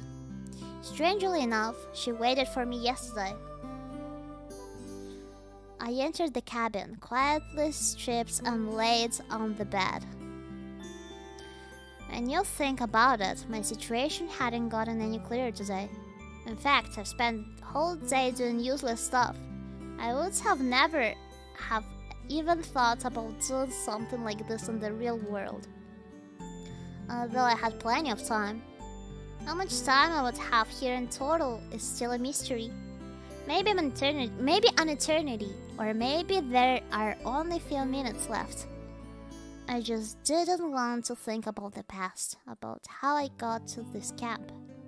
For the first time in a long while, I felt really tired. Not only emotionally tired, but also physically tired, psychologically tired, and God knows how else tired. I just wanted everyone and everything to shove off, starting with my own thoughts. I wanted this mess somehow resolved by itself, or at least without my active participation. And what if I'm stuck here forever? Then I'll have to get used to it. So just like that, I'm not ready. My consciousness slowly drifted away from me and it became progressively harder to concentrate on something distinct. Perhaps it's better to wait until tomorrow. I rolled over and fell asleep.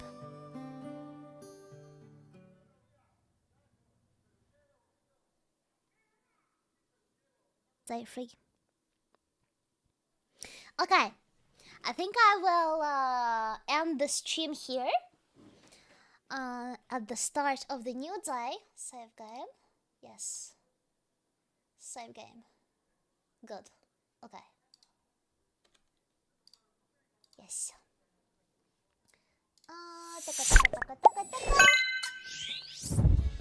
So, are you enjoying the game? Have you played it before? From the ones who stayed here watching me play it. Have you played it before, or is it your first introduction to this visual novel? It was fun. Yeah. No? Never played before? Are you enjoying it? First introduction for me. I see. Are you enjoying it? Are you liking the game? I 100% of the game. Oh, that's a lot because it has a lot of endings, so doesn't it? I love it so much. I'm glad. First time, loved it. I'm glad. Then we can continue it next week. If you like it, then we can continue it next week. I would love to continue it as well. I'm also like very intrigued. Like even though I played it like a very long time ago, there's still a lot of things I don't remember. I don't really remember the story. The MC is so cringe. I know, right? The MC is super cringe. He has a lot of awkward moments. He's so fucking cringe. What about the spicy content there? I think it's not there's nothing that is too much that I can't show on stream. I think it's fine. I think it's fine. At least the last time I played it, I don't remember it having like very explicit scenes. Not gonna lie, the BC is just like me for real. No, please, don't compare yourself to the BC. You are you. BC is BC. You are not like him. The only Sovi waifu we need is you, our small Sovi lolly alien less than 3. But if I'm an alien, I can't be Soviet. Oh, I cannot this. Pulled down by mic out of nowhere.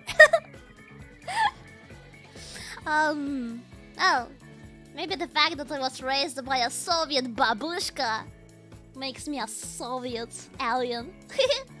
Maybe, yeah. I don't mind an alien. What do you mean I don't mind an alien? What does that even mean? What does that even mean I don't mind an alien? Okay, so, it's... Okay, guys. Thing is, did you see my schedule already? Did you see my weekly schedule? There is one funny thing about my schedule. I think I messed up a little bit. You can open my Twitter and watch the schedule right now. Thing is, I had Everlasting Summer, so this at 6 p.m. and then I have Five Nights at Freddy's 4 at 12 a.m. next day. So, I just today realized that it's basically today. It's basically in 2 hours that I'm streaming it. I don't really want to change it. I think I didn't mean it like that, but I don't really want to change it because I already scheduled it like around the other schedules of the other girls who are streaming today. So it would be a little bit problematic to change. So Guess even though I'm finishing this stream, we will see each other in 2 hours. Yes, you are allowed to little dot dot dot. You are indeed allowed to little dot dot dot. Arena, your sleep schedule, it's fine. It will be at 12 a.m. I'm sorry! Hey, oh god. I don't even know who I'm saying sorry to. I'm sorry to myself.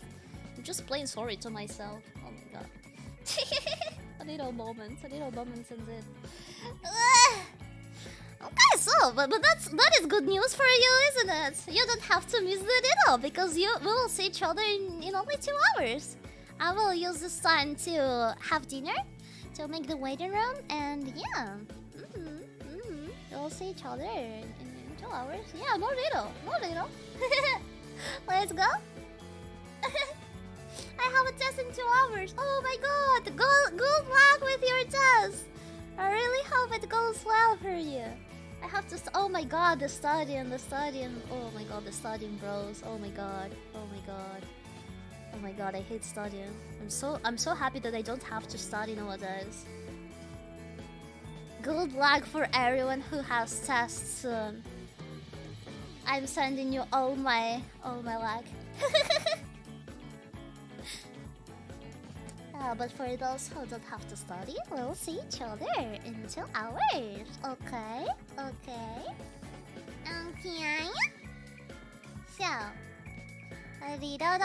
see you. Oh, wait.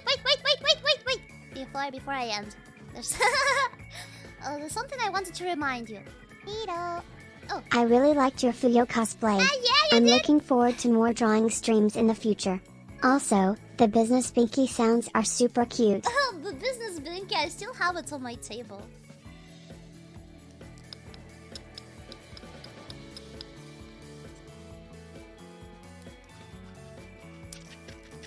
You like the sounds. I do like the business binky. Probably one of my favorites. Yeah. So, oh.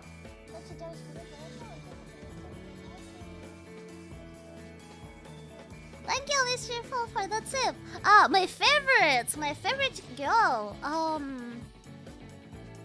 My favorite girl from this game, probably Miku. I'm a weeb, I know. Probably Miku. I just love Miku in this game so much. She's so sweet. She's so damn sweet. And from the other girls, I don't know. I just didn't see all their endings. I just didn't get to know a lot of girls. I remember doing the Slavia ending. Yeah, I remember doing the Slavia ending. I think it's no. I also tried to do the Alisa one. I would like to try to go for Uliana one, because I haven't done it before. Miku has the most mind-blowing ending too. I did the Miku ending. I don't want to tell any spoilers, but it was super what the fuck. It was a very what the fuck ending. It was a very what the fuck ending. We'll see if we get there. We have a lot to see in this game. We'll continue it next week. Yeah. So the thing I wanted to tell you. I will go to the ending screen for it.